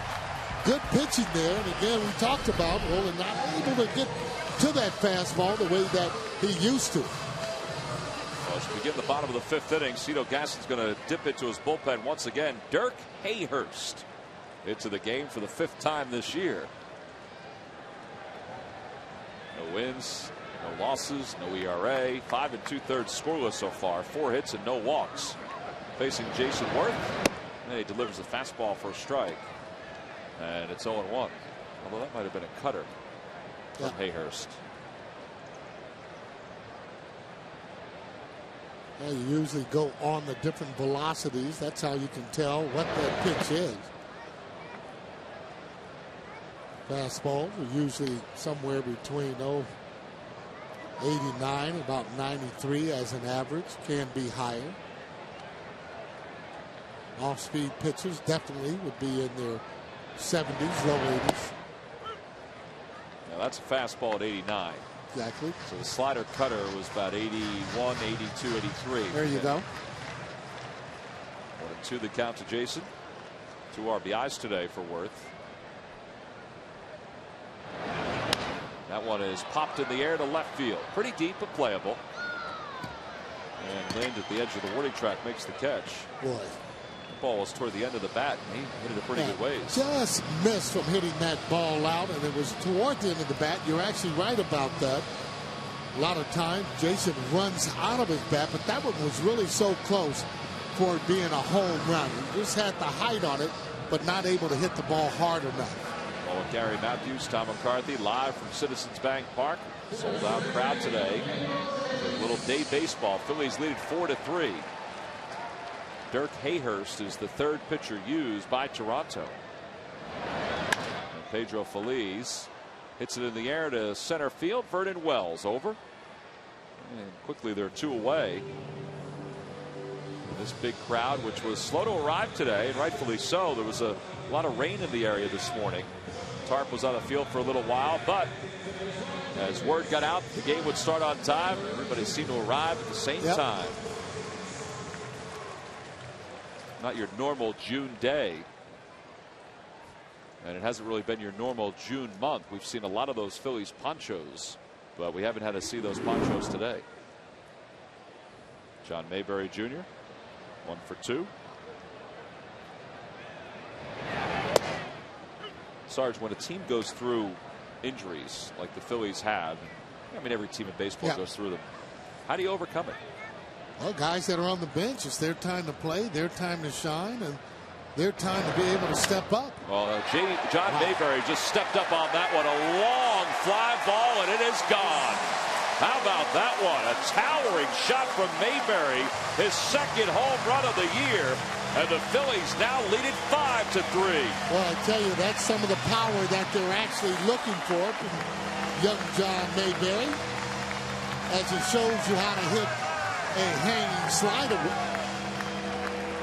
And these guys have been getting a lot of breaking balls here. Now take a look at this. As he stays right there. That's a hanger, and see you later. Cadillac time again. He knows it's gone when he hits it. He had got more than 60 at-bats in the minor leagues without a home run, or since his last home run. And he comes up here in his third at-bat and hits one into the seats in left field. So 2 outs, 5-3 Phillies. The count, a 1 ball and 1 strike to Carlos Ruiz. And that's stepping up right there. That is stepping it up. And good thing, off of a right-hander. Been known to hit more left-handers a little better. But that's going to be the test for him on those right-handed pitchers, being able to stay in on the breaking ball.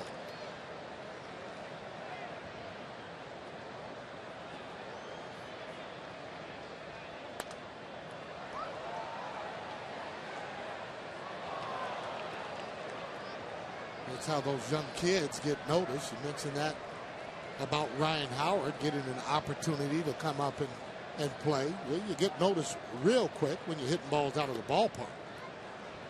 I think Ruben mentioned this before. I mean, the kid is so athletic. I mean, he really is. And you can just see that on, the fly balls that he goes back after in right field, and the way he even runs too. 3-2 the count to Ruiz. There's no question he does. He handles himself well in the outfield defensively. Going through the test right now offensively to see if he can handle that. Line drive foul by Ruiz. And the count holds full, 3-2.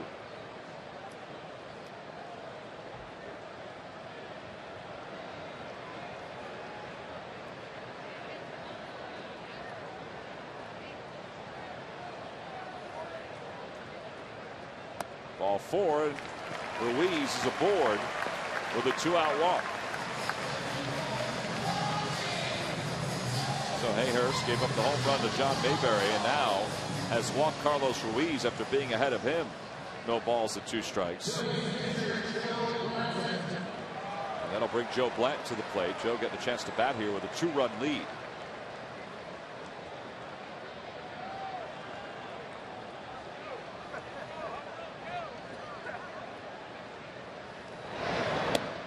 Take it all the way, and he takes one on the outside corner.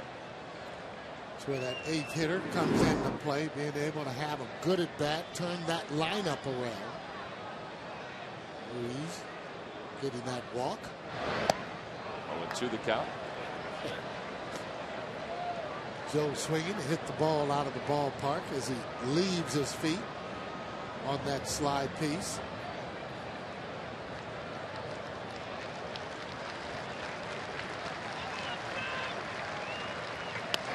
Chopper towards Scott Rollins. He'll go the short way to second to retire Carlos Ruiz, and the inning is over. But the Phillies get another run. This one on the second Major League home run for John Mayberry Jr. 5-3 Phils as we go to the 6th.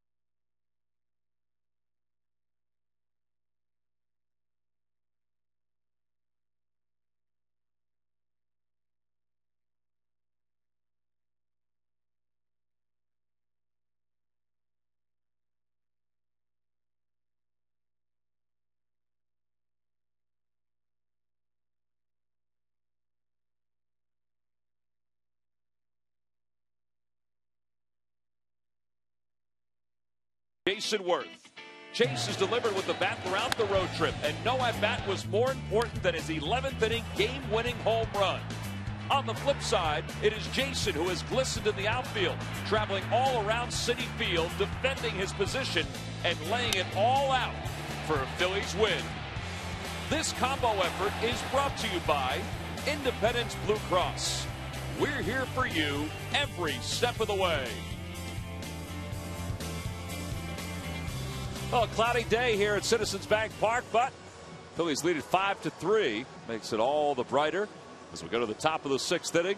And Joe Blanton has a 2-run lead to work with as he will face 5, 6, and 7 for the Blue Jays. John Mayberry Jr. made sure of that. These two guys were part of the same draft initially. Blanton was drafted with the 24th pick overall by the Oakland Athletics in 2002. He signed. John Mayberry, meanwhile, was selected by the Seattle Mariners in that same year out of high school. He didn't sign. He went on to Stanford. And now both playing in the big leagues and playing on the same team. Yeah, it's always pros and cons on whether or not a guy should sign out of high school opposed to college.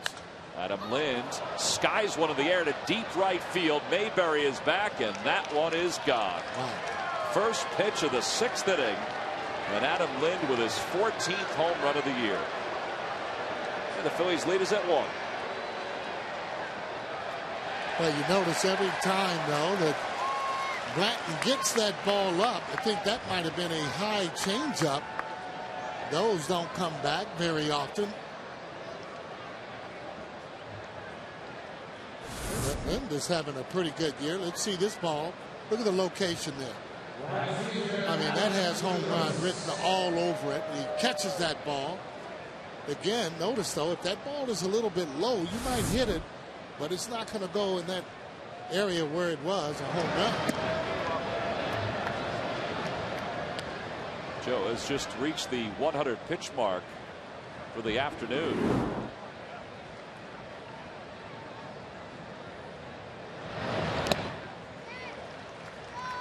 It's 1-1 Alex Rios. And as he reaches 100 pitches, the Phillies do have bullpen action. I got Mr. Park warming up there in the bullpen.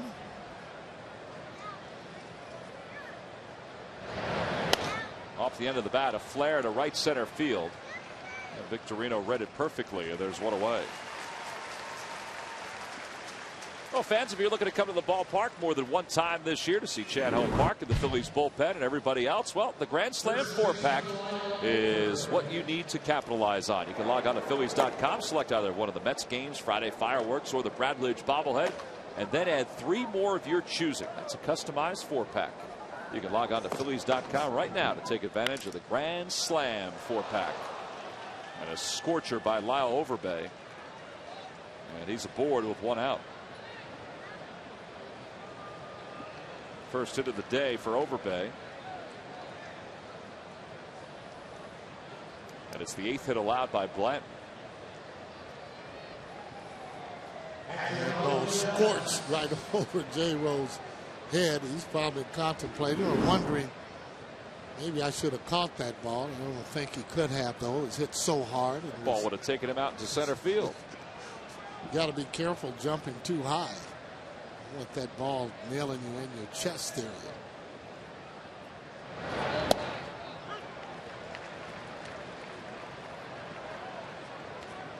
Chavez belted a 2-run home run his first time up.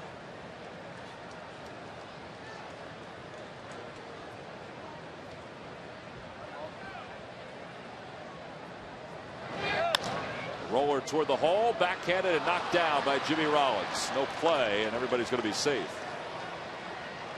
So an infield single, runners on first and second. And a pinch hitter for the Jays. And Joe Blanton is in a little bit of a jam here with 1 out.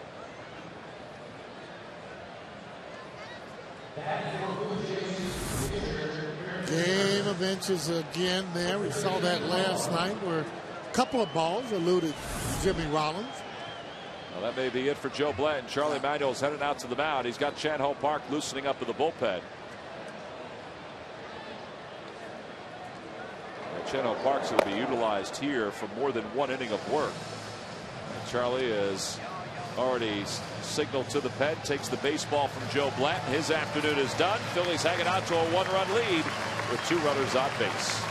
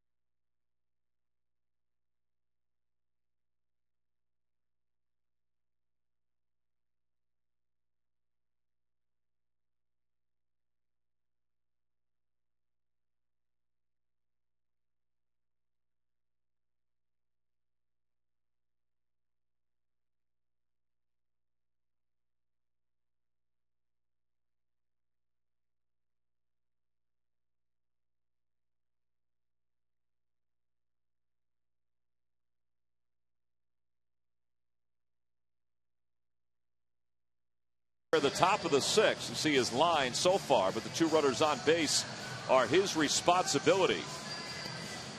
And he has been lifted from this game with 1 out here in the 5th inning. And Chan Ho Park will come into the ball game. 16th game for Chan Ho Park. 3-1 with a 6.08 ERA. Park at 47 1/3 innings has allowed 56 hits and 23 walks. And he inherits not only Lyle Overbay at second base, but also Raul Chavez over at first base. Chan Ho Park has done well out of the bullpen. He's 2-0 with a 3.21 ERA out of the pen. And he'll face Kevin Millar. Millar has some good numbers against Chan Ho Park for his career. 5 for 15 with 2 home runs against Chan Ho Park. Park looking for that ground ball. Double play to get out of this inning. Well, if he gets it, Millar doesn't run well. Chavez doesn't run well at first. No, that's why Jerry Rowe had been able to catch that ball, or it's stuck in his glove. He would have had a play at first base.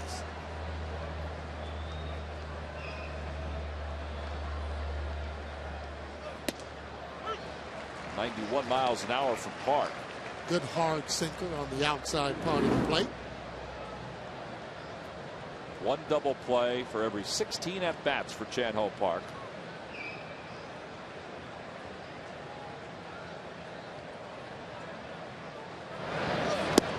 One and 2 the count to Millar.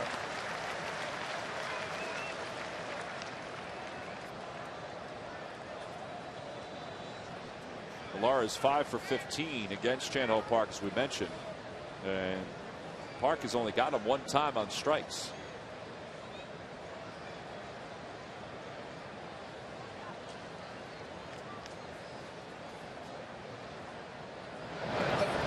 And he got him there. Second time he's gotten Kevin Millar for his career. And there are 2 away. Boy, it doesn't make you feel good as a pinch hitter. You go up there, you've been looking for your time to pinch hit, and then you see 3 pitches and see you later. And a good pitch there. Other balls were a little bit out of the zone. He decides to take that one, and well, you got to grab some pie. Well, it doesn't get any easier now. Here's Marco Scutaro, who is 1 for 2 today with a double, a walk and a run scored, a stolen base. 4 for 12 in this series. And Park delivers one outside, 1-0. Cito Gaston, the manager, very happy with Scutaro and the way that he's been hitting the ball, but in particular there playing shortstop. Said he's made all the plays. When he hits, He has slow feet. As you take a look at Vernon Wells, their center fielder and manager. Scudero's 0 for 6 with a strikeout against Chan-Ho Park. And he also, as you see there, has a walk.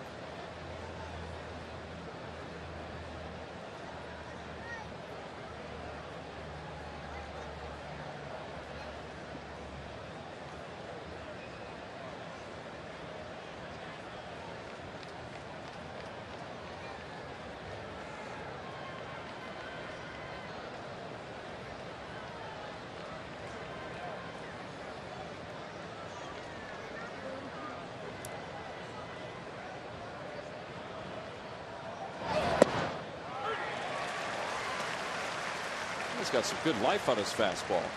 Yeah, he's actually been throwing a pretty hard sinker, getting that ball to 91. That pitch was 92, but the movement is what you like that Park has right now. When he was starting, it seemed as though he didn't have as much movement. Plus, he was just not really pounding the strike zone the way that you like pitchers to do. Well, he brought that one up to 94 miles an hour. And it's 2-2 to Scudero.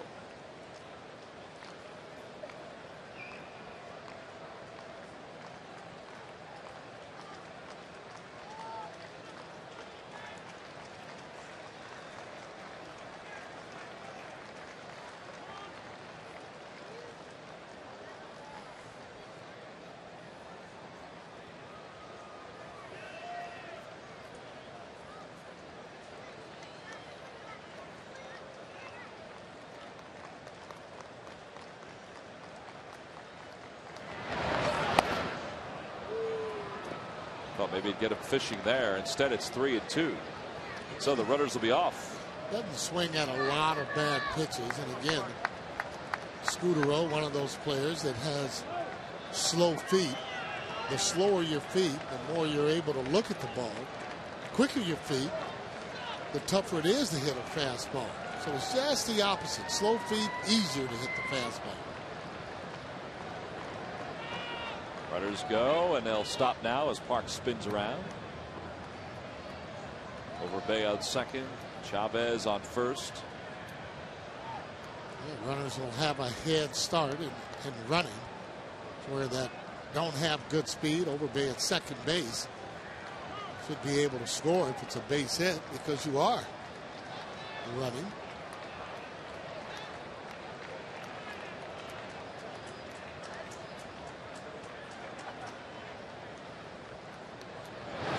Go, pitches outside, ball 4. The bases are now loaded for the Blue Jays. Charlie Manuel watched Joe Blanton get Aaron Hill out with a runner on second and nobody out in the 5th inning. And now he's going to have to watch Chan-Ho Park try to get him. And it's a tough hitter. He's 0 for 3 today with the bases loaded and 2 away. Saw before, he's tops in the American League at base hits with 90. He's had an all-star type year, should make the all-star game, but you never can tell what will happen with that. And Park works ahead 0-1. Good slider on that pitch. Looking fastball all the way. He's a fastball type hitter. See what he's done with the bases loaded career-wise. Anytime anybody's hitting over 300, you consider that really great. He's hitting 385, almost 400. And he can't find the slider from Park. 2 very good pitches, and he's ahead 0-2. See this pitch here? That's just a really filthy slider as that breaks down and away. That's what you like. Being able to keep it out of the zone. And you want this pitch to be out of the zone. Don't want it to be a fat pitch. Another slider. This time Hill lays off. 1-2. Well, you'd like to take a chance here if you could and be able to spot that fastball on the inside part of the plate, maybe off the plate inside, then maybe go away. A lot more difficult for that hitter to go out and hit the ball on the outside part of the plate. Just don't want to leave it out over the plate, though, because he does have home run power, 15 to date. Leads the second baseman of the American League in home runs and RBIs.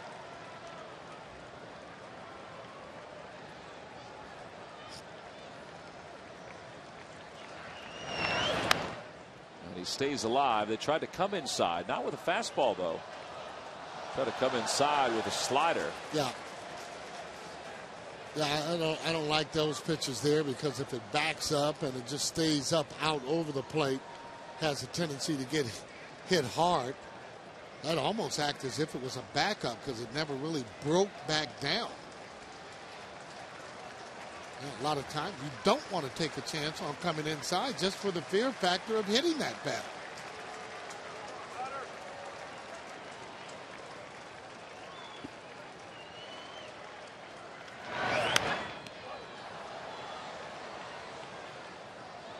It's the hardest fastball I can remember him throwing in a long time. 95, that's what happens when you're in that bullpen and you're getting a little bit rest, not throwing as much as you would be if you were a starter. Consequently, his velocity is up. Again, he's ahead 1-2 to Aaron Hill. Phillies lead by 1. The Jays have the bases loaded. Got it. Great pitch by Chad Hall Park. A breaking ball, and Aaron Hill is down on strikes. The Phils fans love it as Chad Hall Park strands the bases loaded here at the top of the 6th inning. We go to the bottom of the 6th. It'll be J-Roll, Shane Victorino, and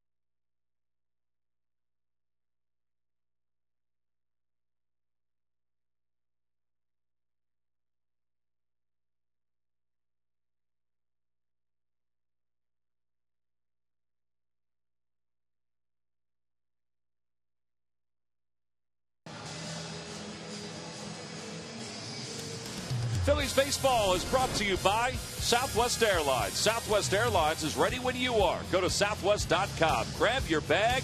It's on. And by WB Mason. Who but WB Mason for amazingly low office product prices. Bottom of the 6th inning, Phillies lead at 5-4, and the reason? Well, Chad Hall Park out of relief of Joe Blatt. Oh, look at these pitches there. There's a little slider there to strike 3 on him. And that pitch was just filthy as he broke it down and hard away. Park's done a good job, though, these last few outings in coming in. No, he doesn't like to be in the bullpen, but he has done much better in the bullpen than he has in starting. Well, 5 earned runs allowed by Chad Hall Park in 14 2/3 innings out of the bullpen. Speaking of the bullpen, Jesse Carlson, who closed out the first game of this series for the Blue Jays, on here, 32nd appearance, 1-3 with a 5.04 ERA. The Blue Jays lost their closer in that ball game against the Phillies in the opener of this series. Not from anything he did on the mound, but Scott Downs hurt himself swinging the bat. And that's why Carlson picked up with his team up by 5. And he's on here with the Phillies nursing a 1-run lead. Well, that's why a lot of times you'll find managers in that American League that really don't like that interleague play, simply because their hitters have to hit. They're not used to running and swinging the bat. And all of a sudden you have injuries. But again, you're talking pitchers, and I'm sure that if you're looking at Larry Anderson, you can see why. I mean, we just don't really consider them the really great athletes on the team. No, that's just the way it is. 2-1 the count to J-Roll. It doesn't apply to all pitchers. Let me clear that up. But okay, so now you're going to cover majority yourself. of them. Well, no, I'm just saying. I mean, when you walked out of that clubhouse, nobody jumps you. Oh, well, I'm there every day. Line drive deep down the left field line. That's going to hook foul. Yeah, but again, they're not used to swinging the bats, and they don't have that motion. And you get a lot of guys that get hurt. Cito Gaston was talking about that he hopes that none of his pitchers get hurt. And lo and behold, he's got a couple of them that have ended up getting hurt.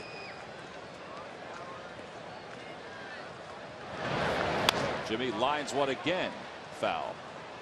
One hopper off the half wall. So you thought I was doing some backtracking there, huh? Well, I thought you were covering yourself a little bit. I'm okay with that. Yeah, well, you jumped on that pretty quick. There's Roy Halladay, who... Now, you would consider him an athlete, okay? Even though he is on the DL right now. Little cue shot foul by Jimmy. Well, he didn't hurt himself hitting. He hurt himself pitching. Right. On the Toyota Major League scoreboard, the Twins have defeated the Pirates 5-1. Zach Duke suffered the loss, 7-5. So the Twins have taken the finale of that series. Nate Blackburn got the win, a complete game. And he's 6-2. And there's Chan-Ho Park and Carlos Ruiz going over some things.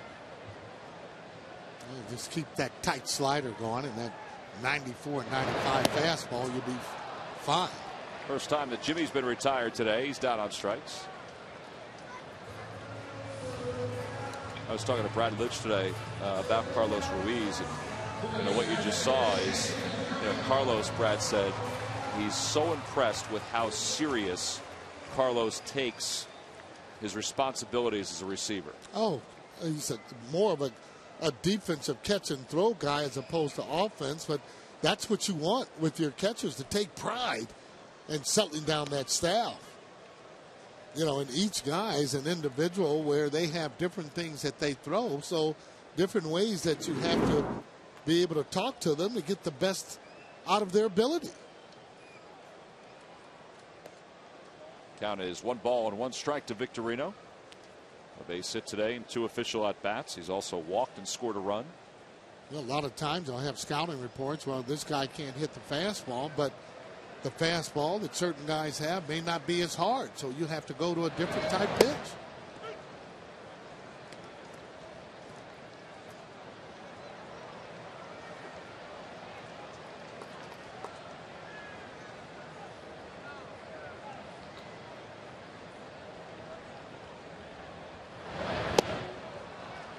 Back-to-back strikeouts now for Carlson, and they're 2 away. Well, nothing special about this pitch. Let's see it as it is, a slider. Almost kind of backdoor variety that is breaking down in. There's Mr. Lidge as J-Roll comes through the pitcher there. Brad threw today. He's on the DL. The guy you just saw spinning a moment ago, Scott Ayers, is on the DL. There's Scotty.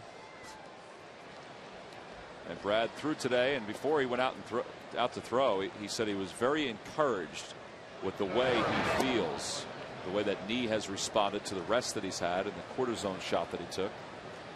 And they're going to make a decision as to whether he's going to go out sometime this weekend to throw a rehab inning or 2 over the course of the weekend.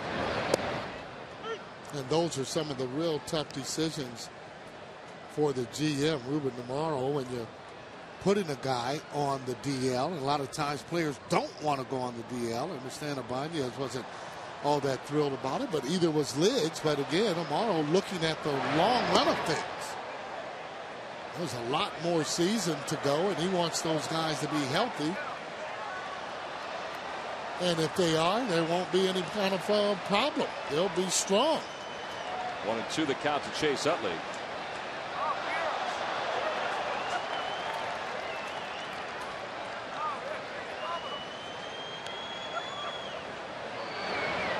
Two and 2 the count to Chase.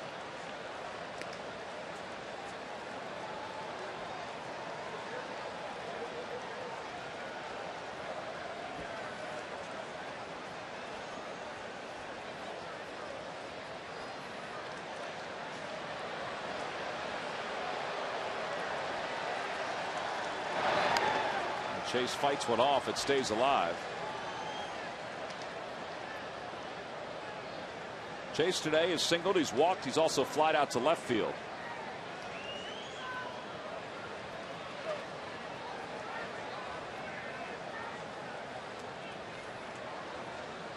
Well, almost seems like we see a left-hander almost every single day.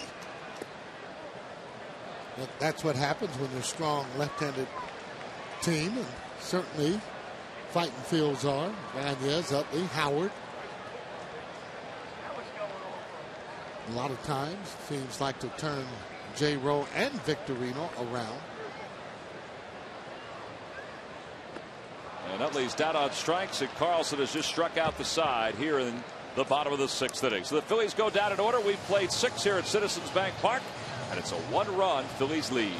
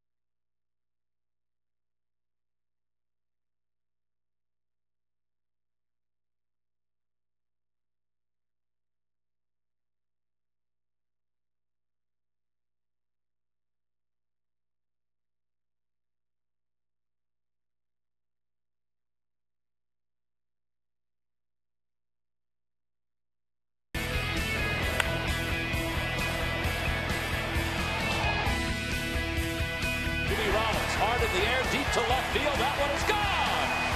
Cadillac time again. I tell you, that's some of the power that they're actually looking for.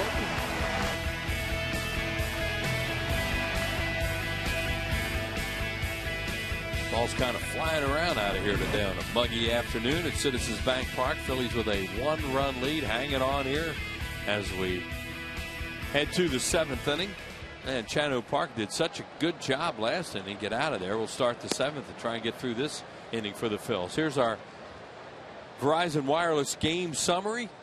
Jason Worth, John Mayberry Jr. with solo homers. Jimmy Rollins has a 2-run home run. And Raul Chavez got them started today, got the Jays started with a 2-run home run back in the 2nd inning. A 1-run game, 7th inning. Back to you, Tommy. Yeah, and the Phillies again from behind, coming from behind today, down 3-1 going into the bottom of the 3rd, scored a run.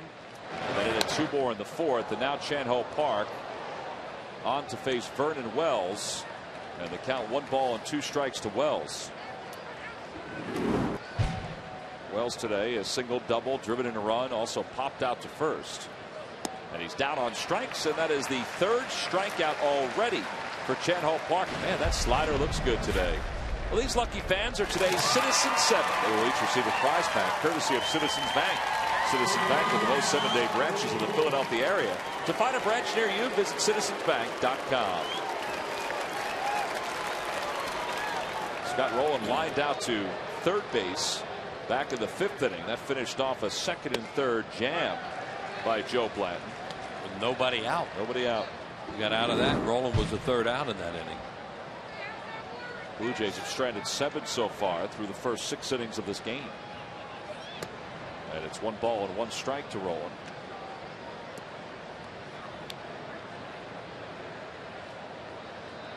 We were talking to Ruben Amaro Jr. before about the Phillies situation with Raul Ibanez on the DL, Brad Lidge on the DL.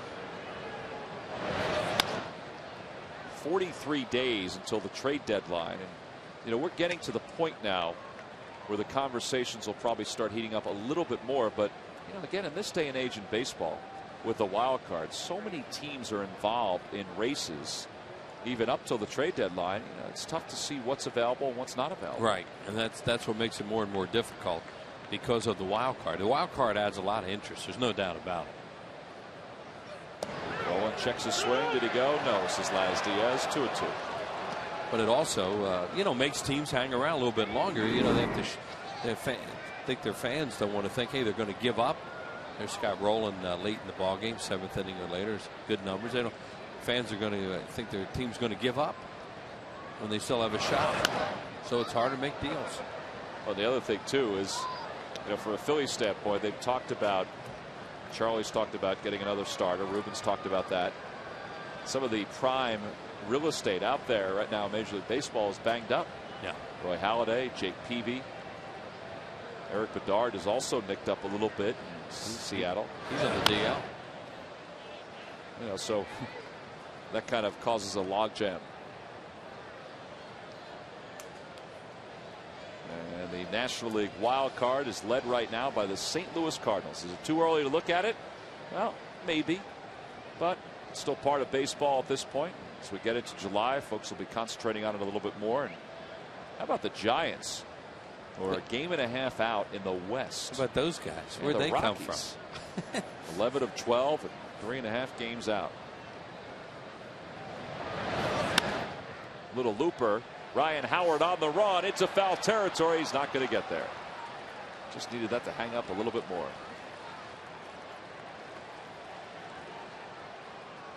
Well, here's the reason why the Rockies and the Giants want that wild card so badly and are happy to have it.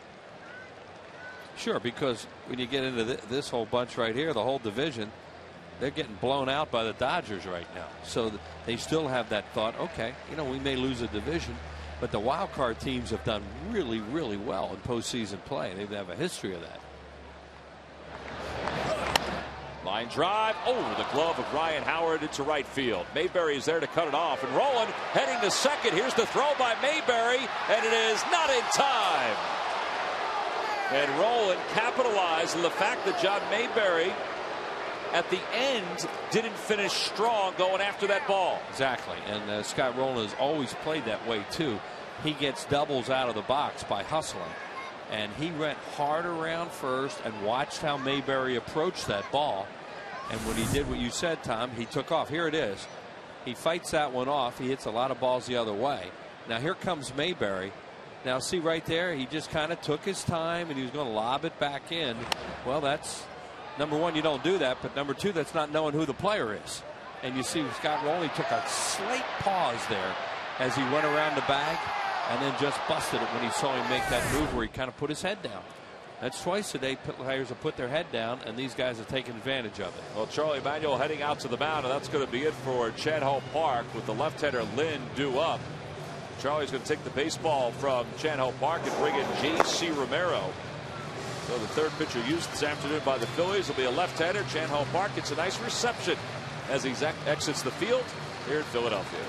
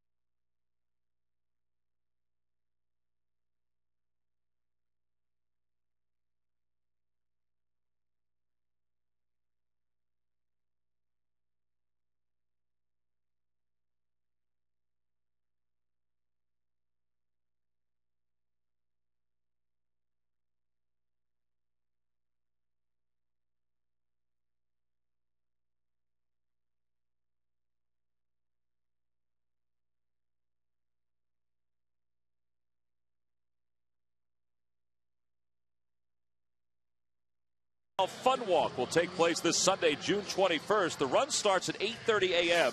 at the Art Museum here in Philadelphia. It benefits prostate cancer research and awareness. You can log on to runforyourlife.org or call 215-732-2000 for more information. Well, John Mayberry Jr. headed back toward right field. It was an interesting shot of John and Shane Victorino and Jason Worth in center field after Scott Rollins hustled for a double when John did not go after a ball at the end very quickly. And that led to J.C. Romero coming into this ballgame to face the left-hander. I wondered if Shane or Jason would say anything at that point to John Mayberry, or if they would wait and somebody would say something to him in the dugout. Well, that's a good point, Tom, and hopefully, they could do it right then. Certainly someone will say something, but, you can't do that. But the other thing is, you got to know the players on the other team, and he doesn't. And when Scott Rollins saw something like that, that split second, you saw him. He was going to stop, and then he saw him duck his head, and he took off, and he took a chance, and he beat it. And now you take the double play away, all kinds of things by doing that. Lind is homered today, and he hits one sharply right through the middle. A base hit. Rollins going to score. This game is going to be tied at 5 apiece. An RBI single for Adam Lind. And that's his third hit of the day. And Scott Rollins got him that run, and he's getting congratulations in the dugout. Well, that run is charged to the line of Chatholm Park. First ball swinging there. Romero was really wild the other night, so you really think they'd have gone up there and started taking pitches on him, but they didn't. Lind hits the first pitch for a base hit, and you see Rollins score the tying run. And now Alex Rios, the batter. And there's a strike. Now, do you think, Wheels, if Rollins was on first base, where that ball was hit, that Chase would have been in position to maybe turn to? They would have been cheating up the middle a little more, possibly, for a double play. A little shallower and up the middle, depending on how they wanted to defense Lind, but possibly. That's a very good hypothetical, Tommy. I was just looking to see where Chase is playing right now. That ball was hit pretty hard, though, by Lind, and he might have been over another step because it was a left-handed hitter, even though he was cheating. That one to the hole at shortstop, past the diving Jimmy Rollins, and another base hit for the Blue Jays. And there they are cheating for a double play, and you leave all that room. So 2 runners on with 1 out here at the top of the 7th. It's 11 hits now for the Jays in this game.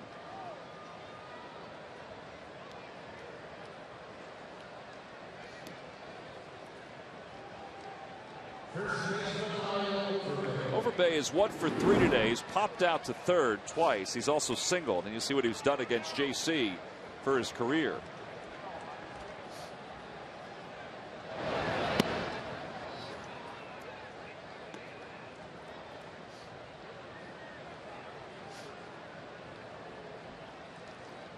Of those 9 at bats, JC has gotten Overbay just 1 time on strikeouts. And it's inside for ball 2. This guy's always been a pretty good hitter. When he's with Milwaukee, he got a lot of doubles. And you can see there that he is a pretty good hitter with runners in scoring position. Well, he's a contact guy.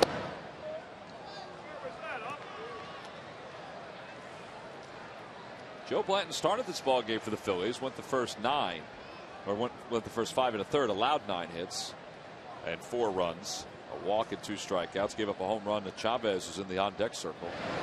Overbay taking all the way, and there's ball 4, and the bases are now loaded for Toronto.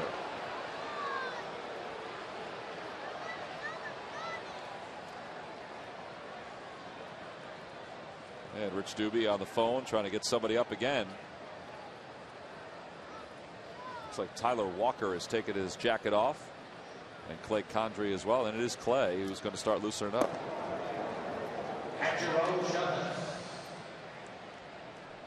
Chavez 2 hits today. He homered back in the 2nd, grounded out in the 4th, and reached on an infield single his last time up. Now the Phillies will play the infield at double play depth with the bases loaded and 1 out. Yeah, it's a tie game at home. You're only in the 7th inning, plus you have a slow runner. a slow batter, a runner as the hitter in Chavez. Lind on third. See Rios at the bottom of your screen there at second base. Over Bays over at first. Chopper slowly hit toward third. Feliz has it coming home. They've got the out there. They don't have the out at first. But at least they got the lead runner in there. That's the second out of the inning.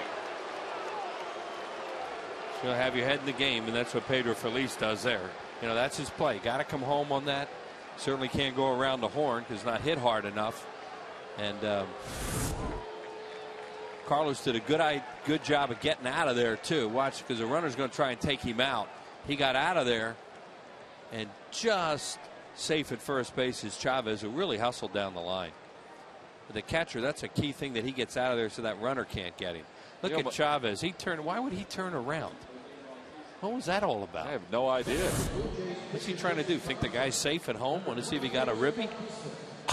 I mean, he literally turned around just as he was hitting the bag, and that almost cost him. Well, yeah, because that slowed his momentum down. Watch right there. He turns back to see what was happening back behind him, and that will definitely slow a slow guy down. Jose Bautista's going to pitch hit now for the Blue Jays, where the base is loaded at 2 outs here in the top of the 7th inning. Speed pitch from Romero. Bautista has 1 plate appearance against Romero, and it was a walk.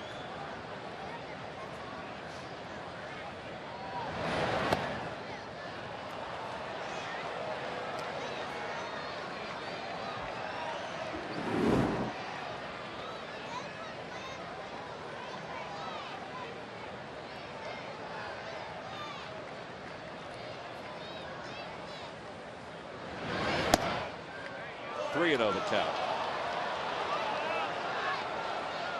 And he's on Chuck Merriweather there a little bit on that pitch.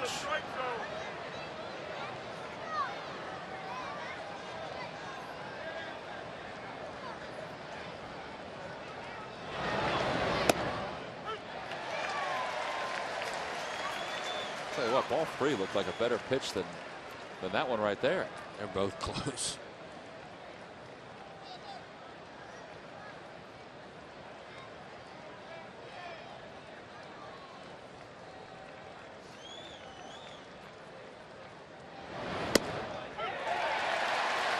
Bautista doesn't know what to think.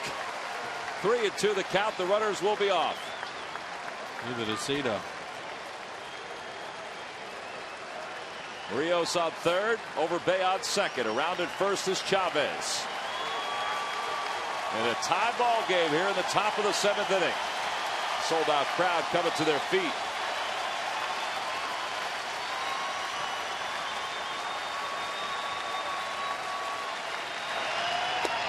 The inside corner, called strike 3. Romero fights back, and he strands the bases loaded. Back-to-back innings now that the Phillies staff has stranded the bases loaded. 10 runners left on base for the Jays.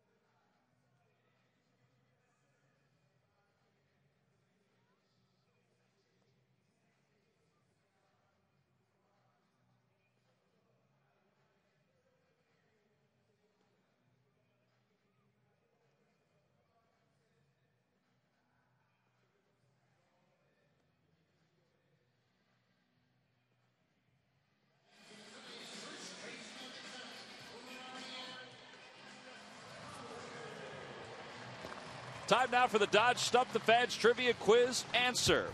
Who did the Blue Jays beat in the ALCS and the Phillies beat in the NLCS to get to the 1993 World Series? Now, Wheels just jumped out of the booth in between innings, and I'm wondering if he was doing a little research. No, but I was playing parsimony because I know this. Oh, you do? Yeah. It's the Braves and the White Sox. Braves and the White Sox are correct, Wheels. Log back on to Phillies.com to find out if you're the winner of Phillies prize pack. Thanks for playing Dodge Stump the Fans. You give me one that, you know, the Phillies were involved in that wasn't 70 years ago. I got a shot. Just saw J.C. Romero in that dugout. And he got out of a real tough jam.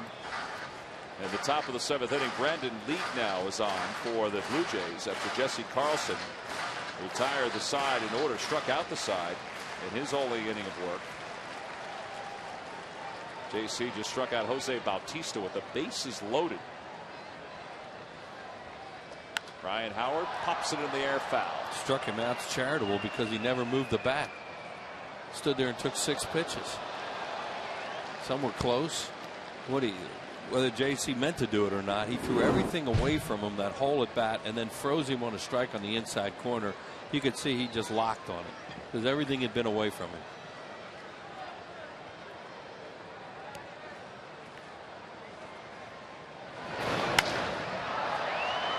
A little late on it, but he's sending it a pretty good distance, so the count is 1-2. Well, this guy will supply the power for you. He's the guy they bring out of their bullpen that's got a big time arm.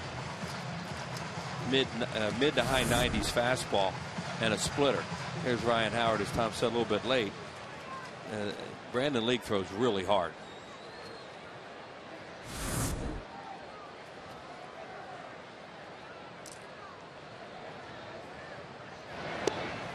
Comes back with a split, and Ryan Howard is down swinging. And that's 4 straight strikeouts for the Jays bullpen. 1 away. 96 fastball. His other pitch is a splitter. We saw him last night, and he has a good one. You see that thing dive down and away, and Ryan Howard did not recognize what it was and got one out. Ryan's retired for the 2nd time today on strikes, and here's Jason Worth, who has 2 RBIs today, a home run, and he takes one at the knees for strike 1. League last night when he came into the game just threw 2 pitches, fastball and splitter. And you can get away with that as a relief pitcher. Yeah, it'd be tough to get away with as a starter. Just because as a starter you're seeing that pitch over and over again, you're getting used to it a little bit. I even think so. You know, as a starter, you know, you really need, you know, just outstanding. Starters need more than 2 pitches. Now you'll find one. I remember one of the greats I thought was Andy Messersmith when he was with the Braves and other teams. 2 fastball changeup.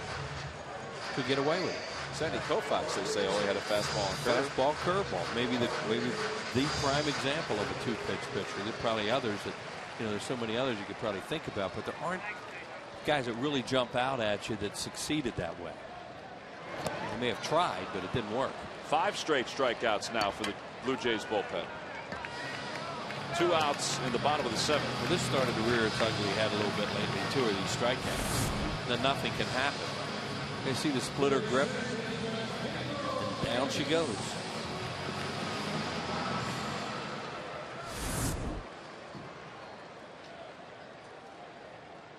We showed this last night. He has a splitter grip as he's standing there taking the sign as he holds the ball, and doesn't mean he's going to throw one, but he just likes to have that splitter grip all the time. And he starts Feliz off with a fastball at the knee, so it's below the knees, so the count is 1 ball and no strikes. But that one's at 96. He's also thrown a 97 since he's come in.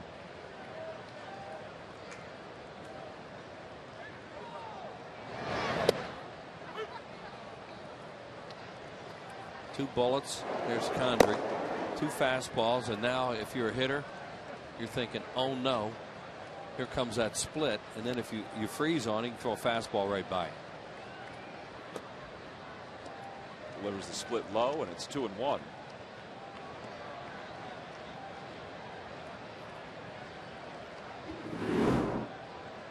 Pedro's numbers are getting even better from the 7th inning on. As you see there, 395 Still looking for his first home run, though, late in the game. It's one the opposite way. It's a bullet, and it's right at Rios. 1, 2, 3 go the Phillies for a second straight inning. We've played 7, all tied at 5.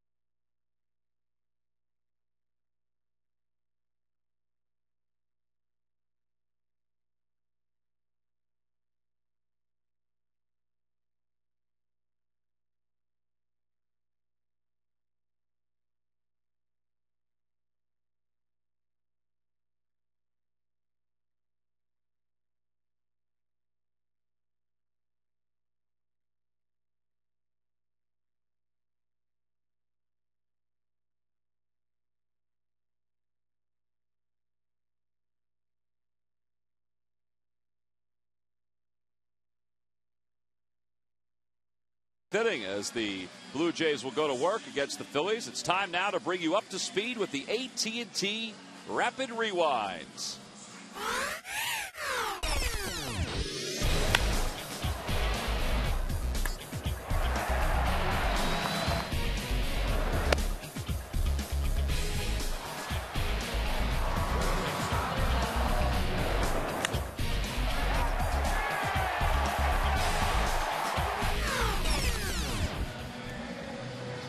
AT&T, the nation's fastest 3G network. AT&T, your world delivered.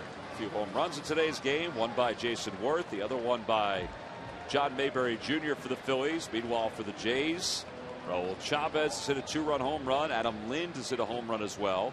Jimmy Rollins has also hit a 2-run shot for the Phillies. And now as we get set for the top of the 8th inning, Clay Condrey will be the new pitcher for the Phillies against Marco Scutaro. Scutaro today has walked twice. He's doubled. He has stolen a base in a very unorthodox way and came around to score.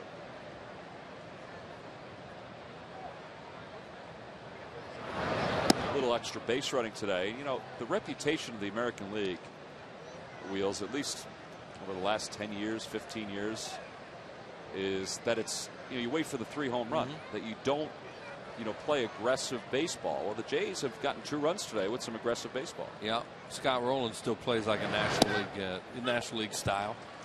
He always will, because you know that's the only way he knows. And Scutaro is that kind of way. There's Rollins who stretched that single into a double and wound up scoring the tying run.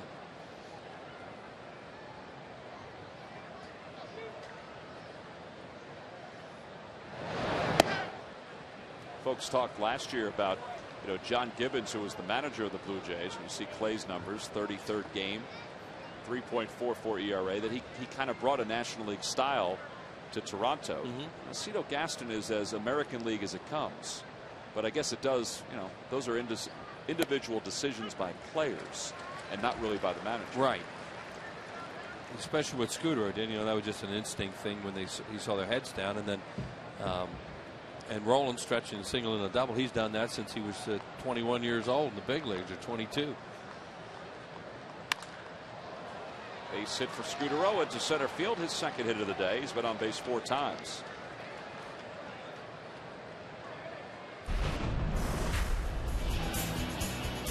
See, now here was Youkilis right here when Ryan Howard kind of forgot what was going on, and then Youkilis took off and went to third because time certainly hadn't been called. And now here's Scutaro, what he did today. So the middle infielders back, and then Scott Rowland right here as the ball is hit. He was just ready to put on the brakes But because he busted out of the box so hard, he was able to go, and Mayberry kind of put his head down and when he pivoted to throw.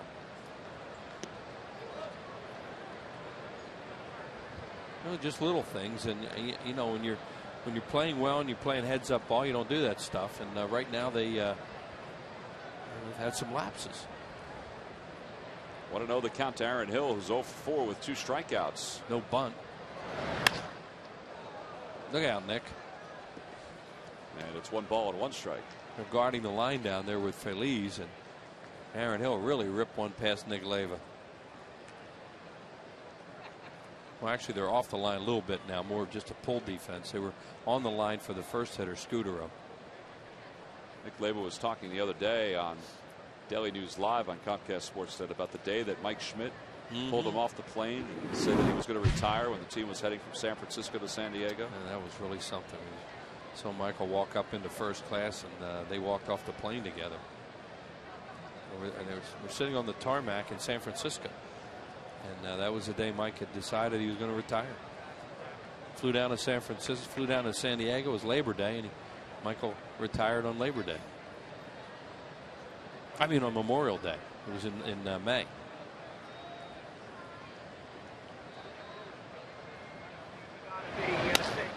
Could be 2. Feliz, off his glove, and everybody's going to be safe.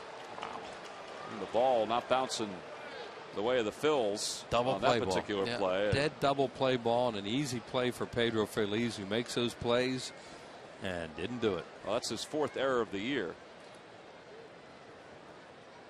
It was on his glove side too. Oh yeah, it was an easy play for him.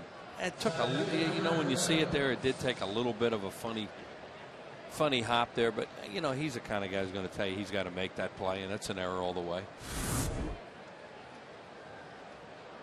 So 2 on, nobody out. Here at the top of the 8th, Vernon Wells is 2 for 4. He is singled. He's also doubled, limited to run. And Condrey starts him off with a slider on the inside corner. Neither team has really done particularly well with runners in scoring position today. Phillies haven't had a whole lot of opportunities. They're 1 for 5 with runners in scoring position. Blue Jays are 2 for 12.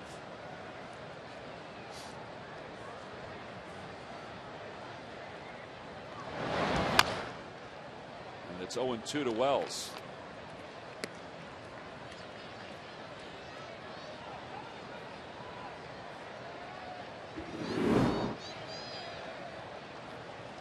Just 2 at bats against Condrey during the regular season. Vernon's 2 for 2 against him.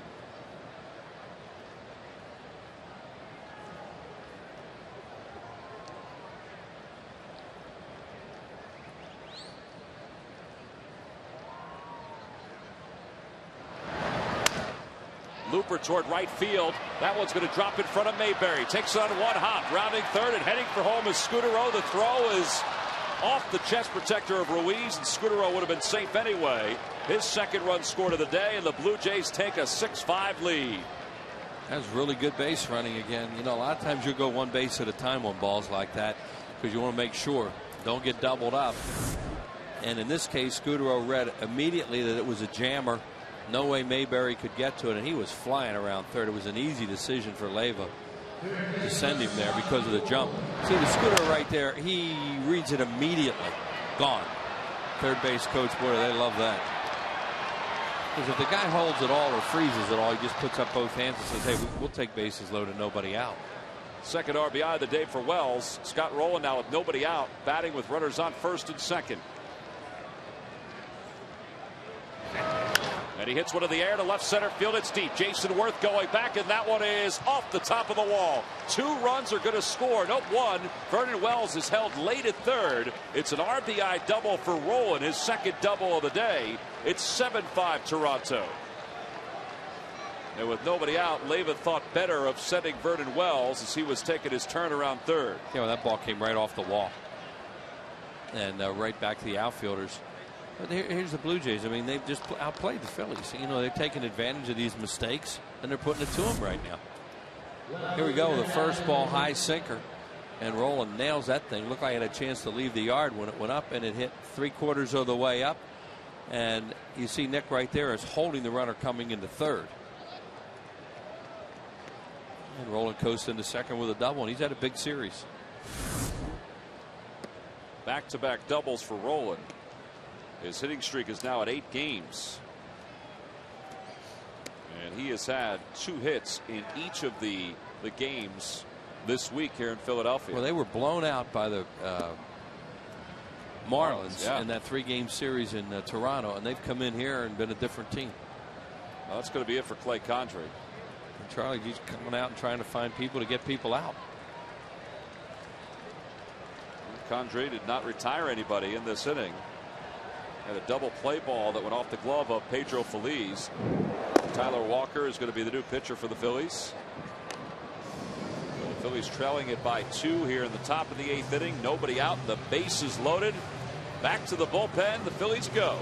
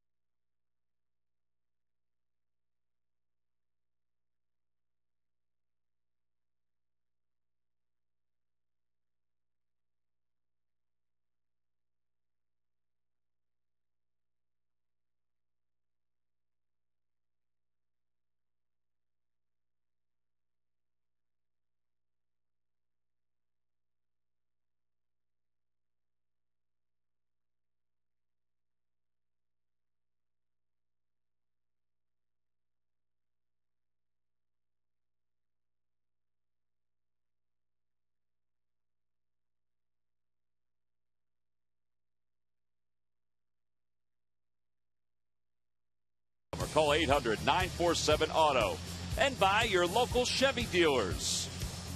Oh, sold out crowd here at Citizens Bank Park, and things are not going well right now for the Phillies. The bases are loaded. Top of the 8th inning. The Blue Jays have already scored 2 runs, and there's nobody out. Tyler Walker coming into his 3rd game since being brought up from Lehigh Valley. And he is the 5th pitcher used today by Charlie Manuel. Vernon Wells is on 3rd. Scott Rowland is at 2nd base, and Adam Lind, who was intentionally walked, is over at 1st. And Alex Rios is the batter. Now the Phillies are going to bring the infield in, not all the way to the grass, but in halfway. Well, they have to do this because they're down by 2 runs. And then you go back and you play for a double play, and now you're down by 3. And you know, when you play the infield the way you're playing it now, you really leave yourself wide open to getting hurt, but they really don't have much choice. Rios is 1 for 4 today. He has struck out, but he also has singled. Grounded to 3rd, flied out to center.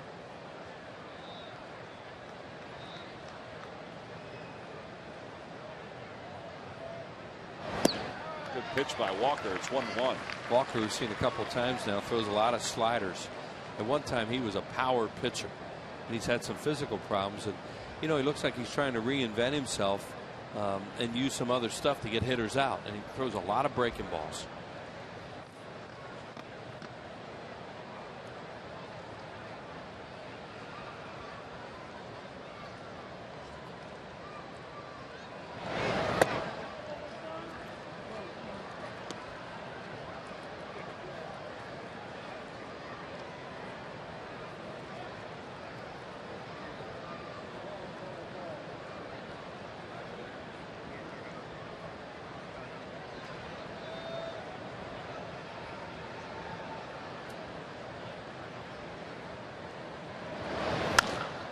Fly ball to right field.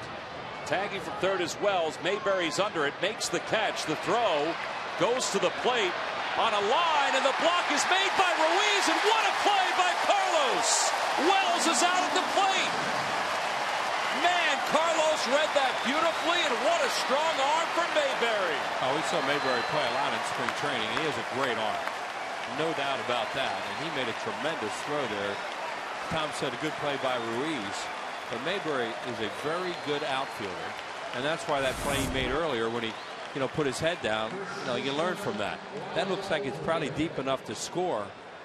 And Nick Leyva takes a chance now, and Mayberry makes a strong throw, and Ruiz throws a shin guard out there, and but that's really a good throw, and the throw is up the third baseline where Carlos can make the catch and tag the runner at the same time. He scooped that up on a short hop to grab that. Very good play. Rollins went over to third of the throw. 2 outs. Overbay is the batter.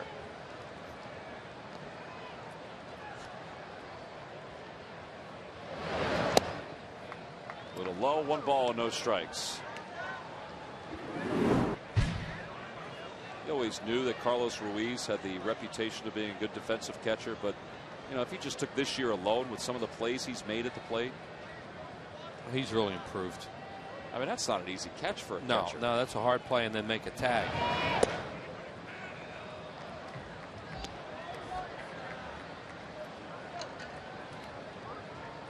And Mayberry had some cheese on that. He sure did. Charlie said he wanted to play right field because he figured he'd be more comfortable there. Well, he also showed a pretty good arm for a right fielder. Well, we saw that in spring training from him. That he is a above average outfielder and thrower. Ruben mentioned that when he was in here earlier about that play early in the game where he just drifted back to the wall and made it. That play was, it's not a hard play, but some guys can make it look a lot harder than it was. And he just glided after it. But the thing that they'll stress to him after the game is a mistake he made that allowed Rollins to go to second on that play earlier.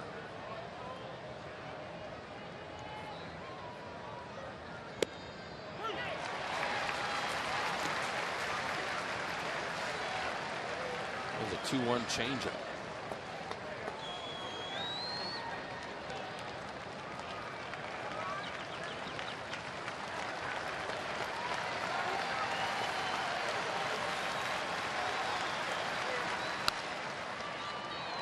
Foul ball right past the diving Ryan Howard. Here's another look at it. Mayberry got behind it. Now he makes a strong throw, but there you see that quick little short hop that Carlos had to handle. Here comes Vernon Wells, a little short hop, and that gets better and better every time you look at it. Strong throw, but the short hop, normally catcher really has a lot of trouble handling that throw. Yeah, the glove just doesn't seem to be made for it a lot of times. It's not.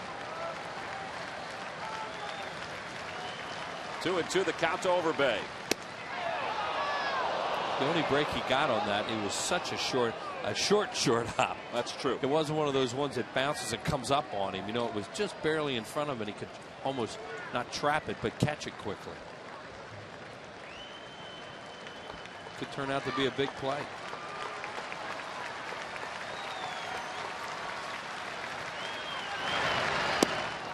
Ball 4. And the bases are loaded again. Well, we've said that a lot today. Said it a lot since Friday. That is true. Red Sox now 3 straight innings have loaded up the bases. Excuse me, the Blue Jays. Yeah, we did say it Friday, didn't we? Yeah. Started saying it Friday quite a bit. 4 runs by the Blue Jays in the last 3 innings. Raul Chavez, the number 8 batter, 8th man the bat in this inning.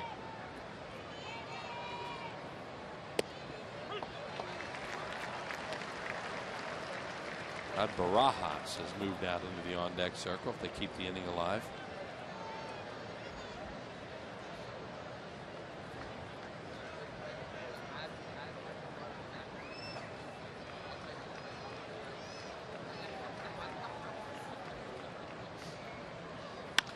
Back toward the middle, off the leg of Walker. Now it's a foot race to the ball, and Chavez is retired to finish off this inning. That ball was smoked off the leg of Walker. He works out of a bases loaded jam.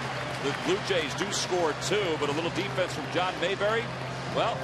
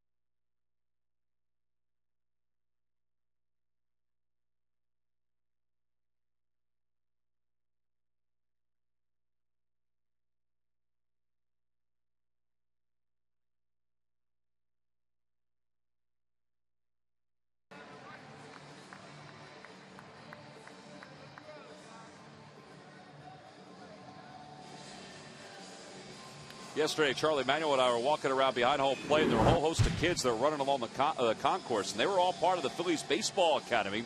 It's baseball for girls and boys ages 7 to 14, softball for girls ages 9 to 14. There are 14 locations, 18 weeks to choose from. Call 610-520-3400 or log on to philliescamps.com. And, of course, part of that is a trip to Citizens Bank Park, which is what the youngsters were getting yesterday. They were running along the concourse wheels screaming, "Charlie, Charlie." And what did he do? How you doing? What's up?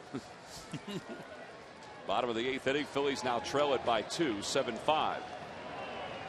Mayberry leads it off against Brandon League, who's getting set for his second inning of relief. Mayberry is 2 for 3. Homered his last time up. And he takes a fastball for strike 1. Phillies have Ryan Matson loosening up in the pen.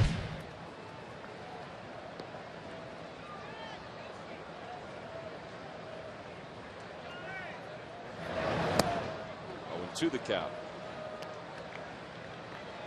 Phillies are very fortunate today, weather-wise, to get this game in as Batson's throwing, because just about 90 miles north of the Yankee Stadium, I don't think they've begun that game between Washington and the Yankees. No, it was a 105 start.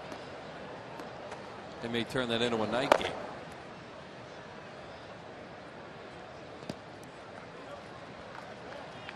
U.S. Open was postponed up in New York as well. Yeah, they got some play in up there, and then the deluge at Beth Page Black. That's it. B.J. Ryan fired away in the Blue Jays bullpen. And John Mayberry down on strikes. And that is now 7 in a row retired by the Blue Jays bullpen, and of those 7, 6 have come on strikes. Well, he's just throwing that fastball and split, and here comes that splitter again. And he's getting strikeouts on it. Well, 67 strikeouts now for the Phillies in this 6-game homestand. Yeah, that's a lot of outs right there with nothing happening. Well, it's an average of 11 strikeouts per game. A little bit more than 11. Again, we're just in the bottom of the 8th inning here. Greg Dobbs is going to pinch hit for Carlos Ruiz.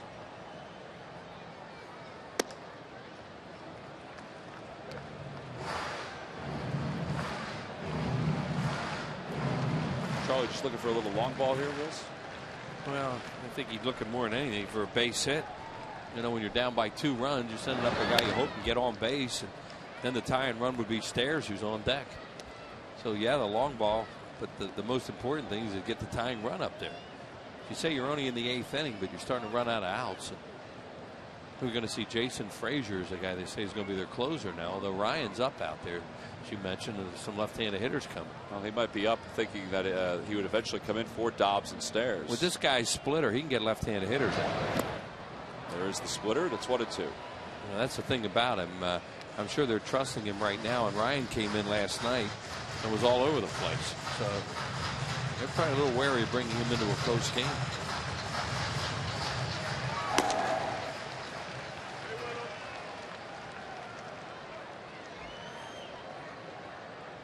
There's B.J. Ryan, who was a pretty good closer at one time.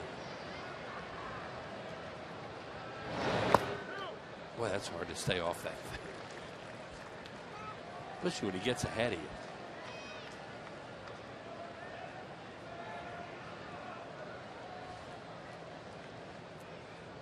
Brandon League should be really good with those 2+ pitches he has. Well, he was really good last year, ERA wise. Well, when you don't follow a team, you're not around them. You know, you don't see guys in situations where you can make judgments on, you know, how they handle them. So we don't know. But when you just watch a guy like this and has those kind of pitches, you think, oof, that's a good start. Well, I remember seeing him in spring training the last few years. And in spring training, there were times where he was just wild, and that really hurt him.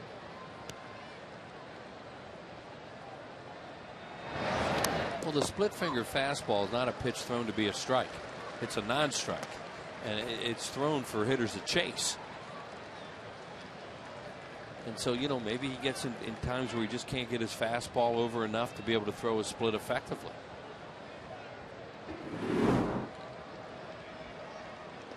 See his career numbers. Last year's ERA was just over 2. In the air to right field, it's deep, and Greg Dobbs has pulled the Phillies within 1. Another home run for the Phillies, the 3rd of the year for Dobbs, and it's now a 7-6 ball game. And Charlie Manuel rolled the dice, and Dobbs pitch hit for Carlos Ruiz, and boy, did it pay off. Yeah, and he'll take the home run. Well, we were saying this, you know, just get on base and then Stairs comes up as a tying run, but now he's a tying run. That was a fastball, and League left it right over the middle of the plate, and he supplied some of the power, and Greg supplied the rest of it. And that thing shot out of here. That is Dobbs' 6th career pinch hit home run. The active leader in home runs as a pinch hitter is up now. This guy, 2 years ago, they came in here for interleague play, and Stairs hit a home run in all 3 games against the Phillies.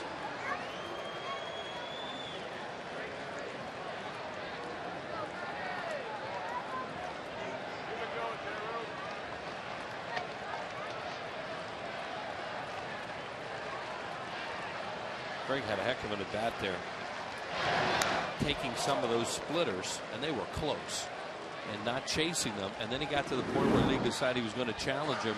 Fastball tailed right back over the middle of the plate, and he crushed it. That was a really good job by him. That's a tough pitcher who's been striking everybody out. 42 pinch hits now for the career of Greg Dobbs in a Phillies uniform. He continues to climb up the list of all-time pinch hit leaders. It's 1 and 2 to Stairs. And there he threw a split for a strike.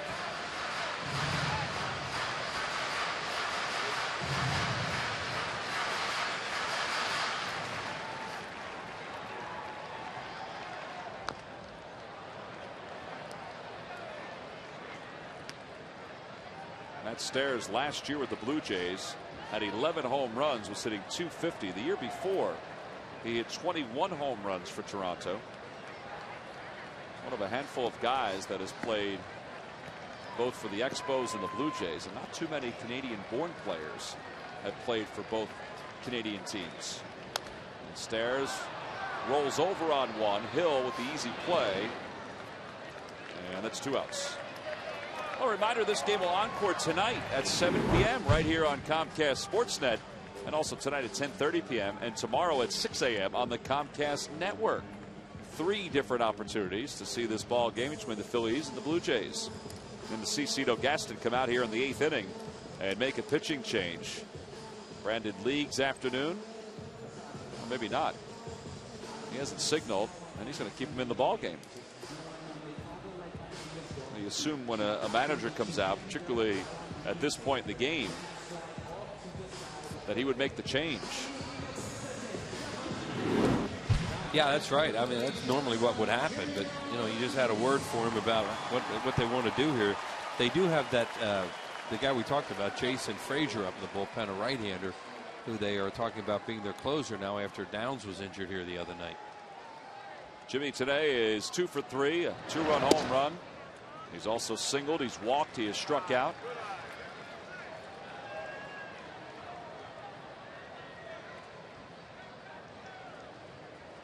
This is his first at bat, though, from the left side of the plate. And he hits it in the air to left field. It's deep. Lynn going back to the warning track, and it is off the wall. And Jimmy hustling towards second. He'll get there standing. And Jimmy with his 3rd hit of the day. And man, I thought that one was going to carry out. Tough to hit opposite field home run. And now comes Cito, and he's going to make the change. That thing looked like it had a chance of hitting the flowers. Here it is, out over the plate, and he hits it really well, and it's up, up, up, and then right off the top of the wall. Of course, there's a fence up there now, too, that would have hit. Cito, I think, is Is he asking for a double switch? Yeah, I think he's asking for a double switch. Brandon League will exit the ball game. Here comes Frazier. He's their new closer, and he's on here in the 8th inning. He was.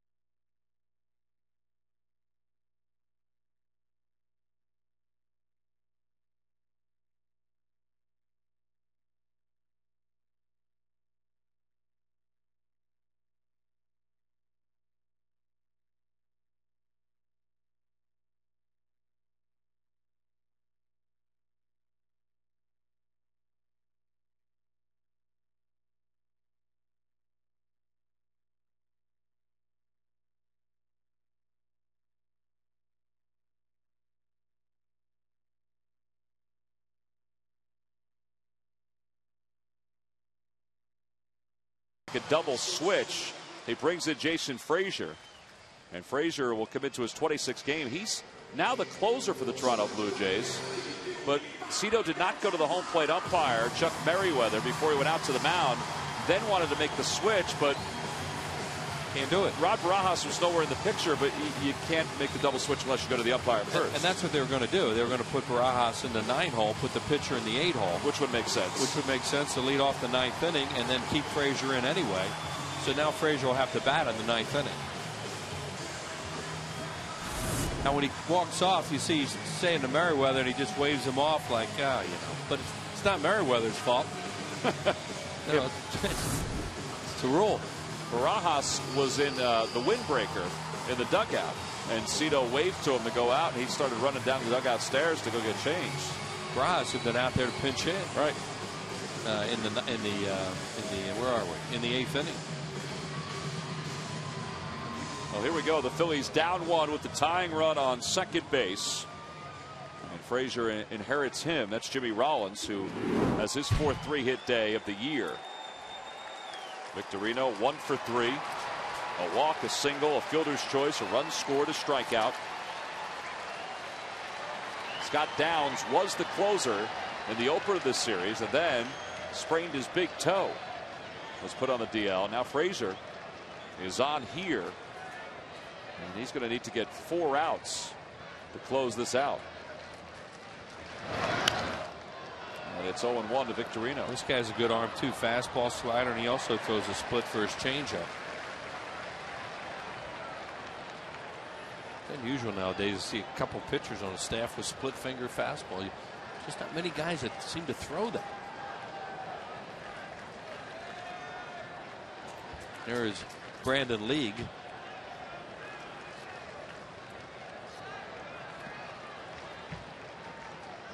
And he's one of the guys that throws that splitter, as we've seen the last couple days.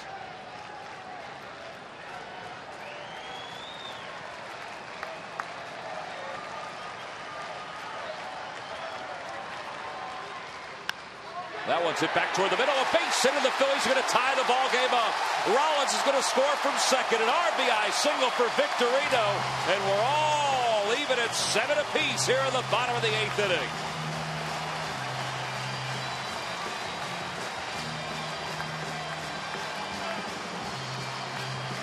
Hey, you got to find a hole sometime. And they were shading Shane over a little bit. This guy throws pretty hard, but he found a spot just to the right of Aaron Hill and shot it through the middle. Here's a look at it. Fastball looked like, and Aaron Hill has no chance.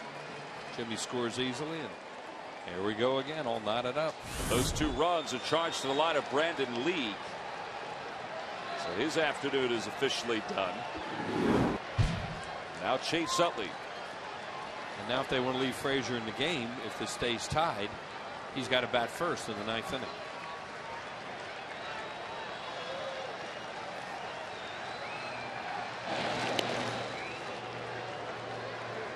Keep an eye on Victorino here. And obviously Shane has very good speed. 11 stolen bases. Charlie leaves it in the hands of guys like Rollins and Victorino to pick their spots, and in the hands of Davey Lopes, the first base coach, on whether or not a guy should go or not.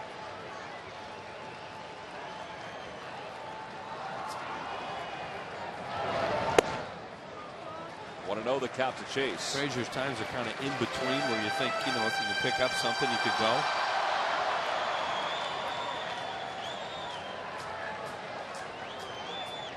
$14 runs, 26 hits between the 2 teams this afternoon.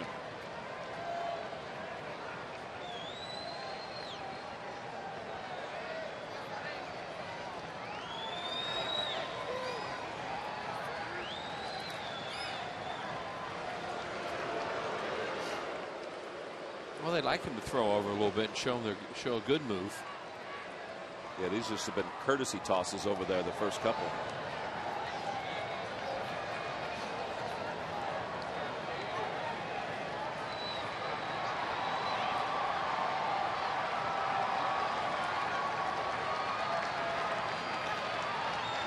There goes Victorino. Pitch is taken for a strike to throw to second base. What a throw by Chavez. And Victorino is thrown out, trying to get it to scoring position to finish off the bottom of the 8th inning. So the Phillies do get 2. One on a home run by Greg Dobbs, excuse me. The other one on a base hit by Victorino. We'll leave it at 7 as we go to the 9th.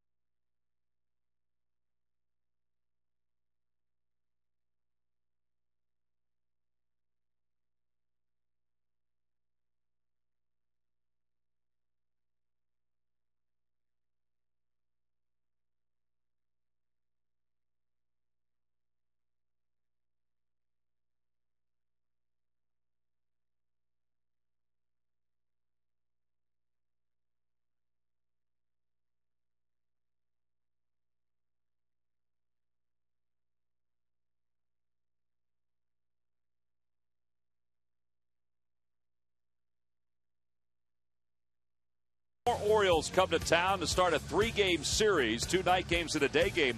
After an off day on Monday, the Phillies have the ALS Festival here at the ballpark. The Tampa Bay Rays will be the host of the Phillies for 3 games, and then up to Toronto for 3 more before the Phillies head back into the National League for the restart of the National League schedule.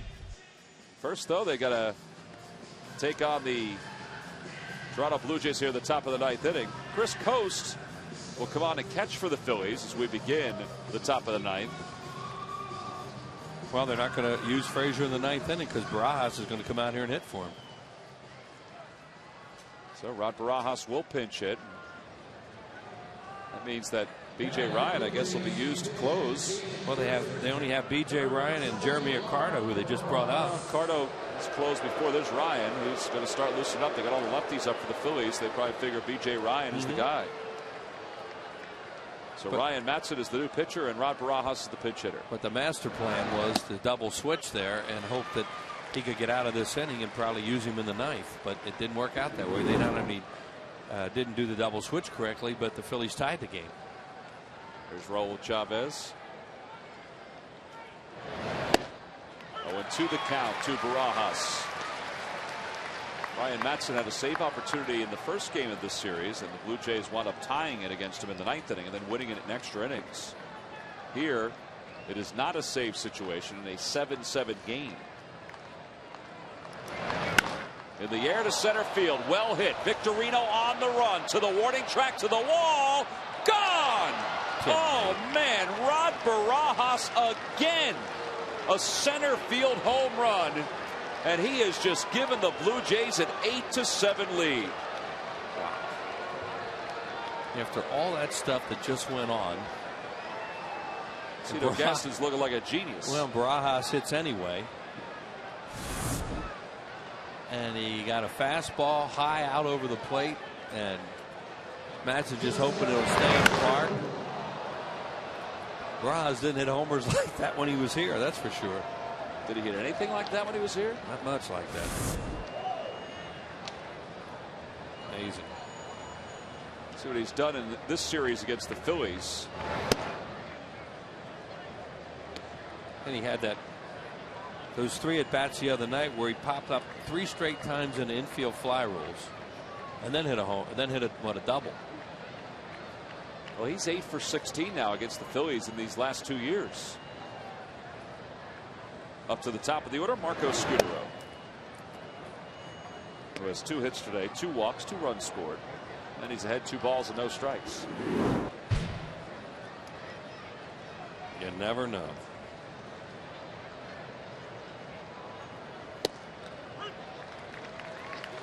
And once again, you say it all the time, but you're at home, you're only down by 1, and they got a guy coming in who's been a little bit shaky. And you got 3, 4, and 5 due up in the bottom of the ninth. So the idea is now start all over and keep it to a 1-run game. Nearly hit him. It's 3-1.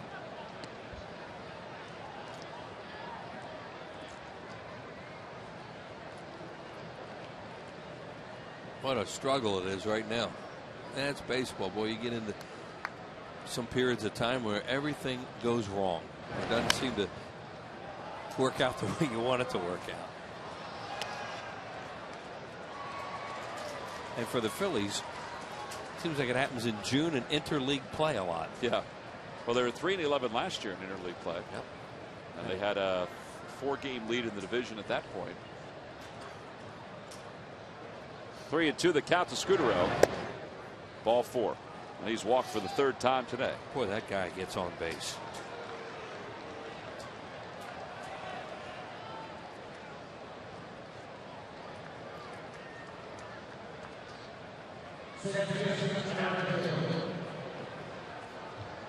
Now the middle of the infield, Chase Utley and Jimmy Rollins look to turn 2.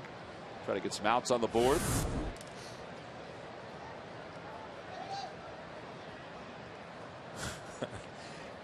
Did that little thing again going down the line, chucking it out, and this time he must have noticed Jimmy, or Jimmy must have noticed him. Well, they weren't going to get caught again.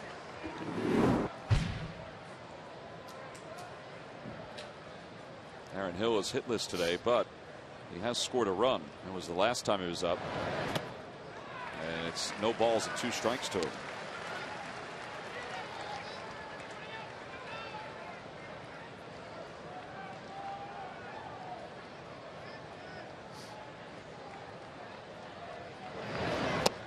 And he's down on strikes, so Madson has his first out. 1 away here in the 9th. Vernon Wells, the batter, he's got 3 hits today. RBI his last time up. Not so much for this guy struggling anymore. 6 hits in this series. Yeah, he started, and it was all started with that little dribbler the other night off Madson. Yeah, 6 hits in this series, and he didn't get it started rolling until the 9th inning in game 1.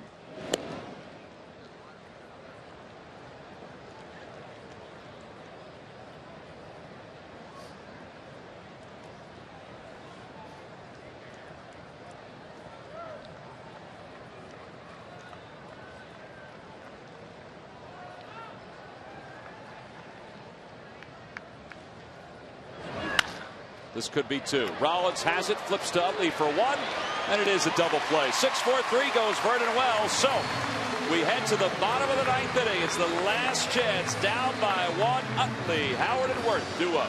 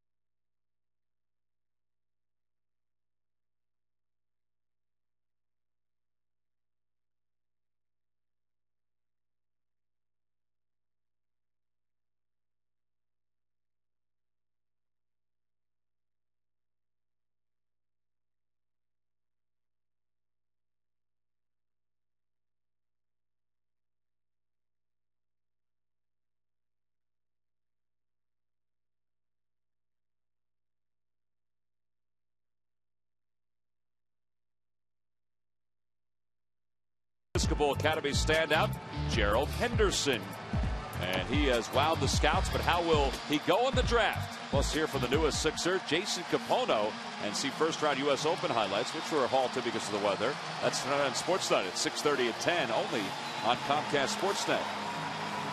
Thought I was going to say Wayne Ellington.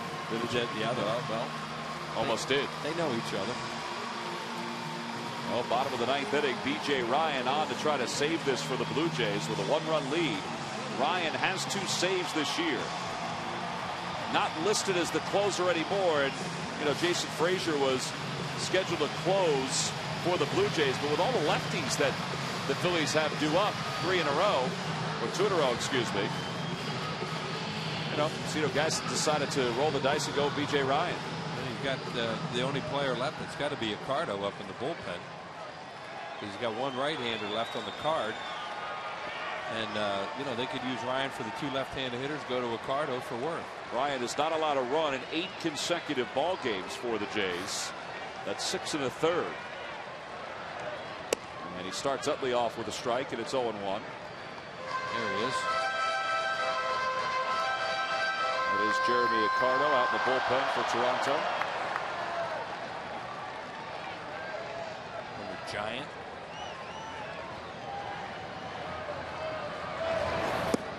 Chase is hitless against B.J. Ryan. Ryan was all over the place when he came in the game last night.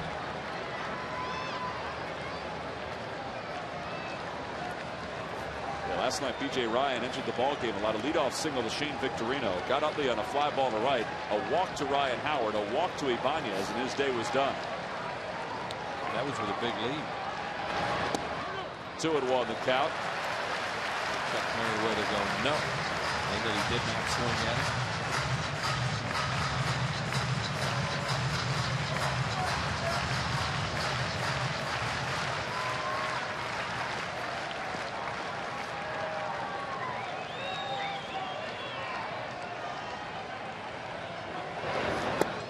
Ball 3. Let's get it back to this point for Chase. You know, after you saw Ryan last night, you know you get wild.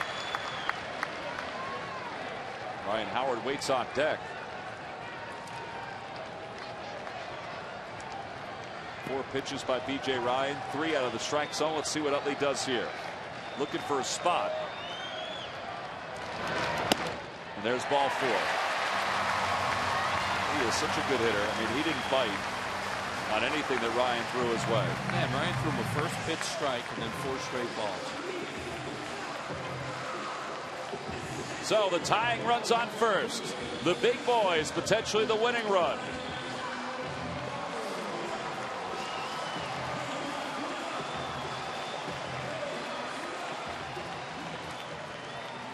Ryan Howard is 1 for 4 today. He has struck out twice. He has singled. He's also grounded out. Three infielders in the right side of the diamond. And he takes a strike. It's a slider, and the count is 0-1.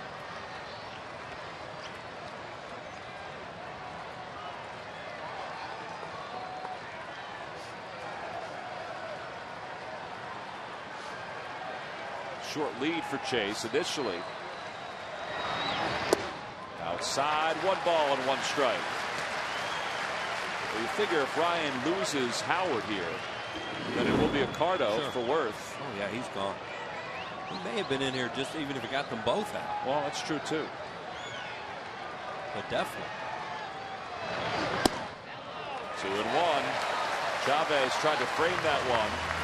Cito Gaston, well, he doesn't change his expression whatsoever. Well, Charlie doesn't often change his either.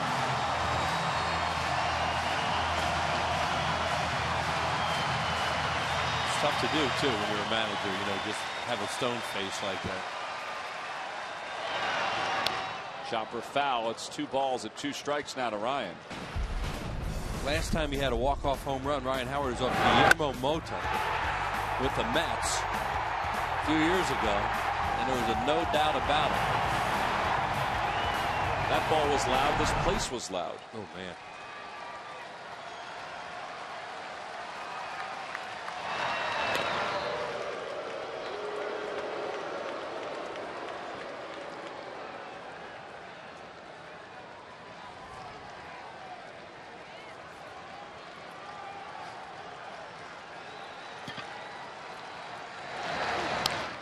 Ryan staying alive on that one with the count 2-2. Trying to fight it off. B.J. Ryan's going to throw fastball, breaking ball, fastball, slider. Never been much with changeups, and especially a left-handed hitter.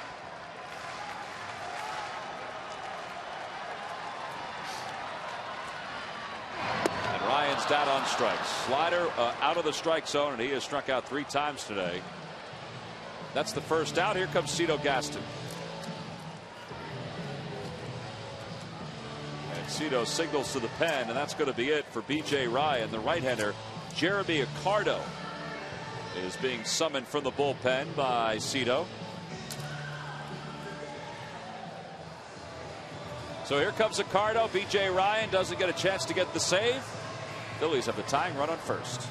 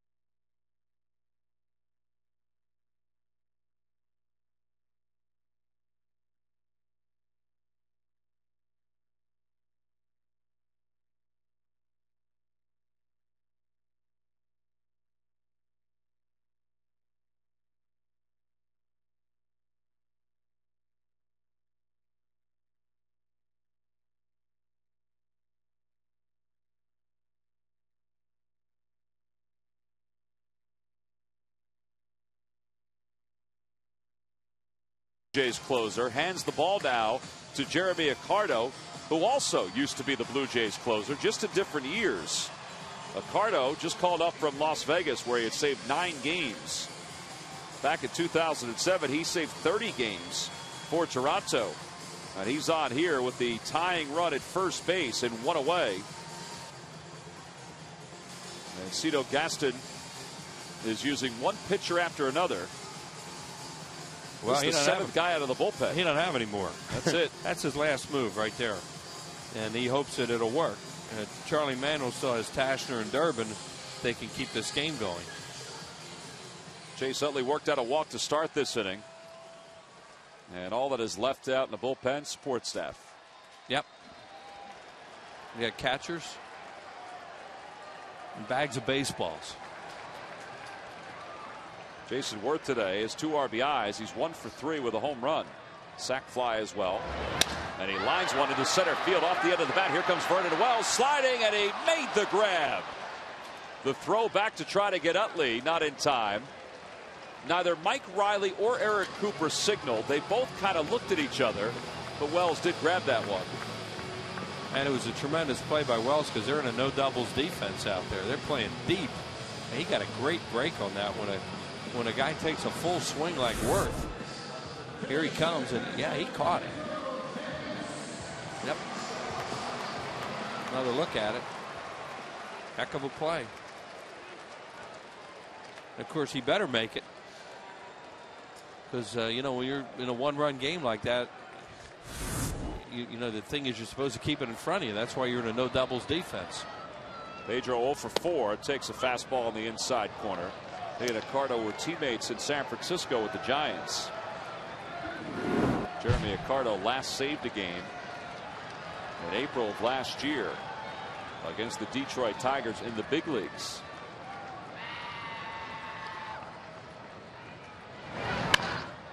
That's a base hit through the hole on the left side for Pedro. So the inning is still alive. The tying run is at second base.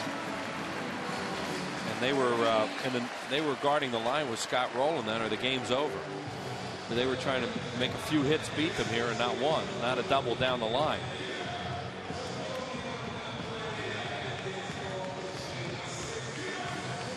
John Mayberry Jr., who is homer today, he is single today.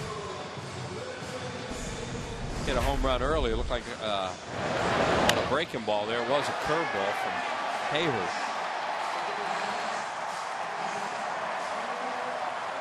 Second home run of the year for Mayberry here in the big leagues. He hit 8 down in the minor leagues. Now they'll take Rollins, of course, off the line because they don't want to allow a single.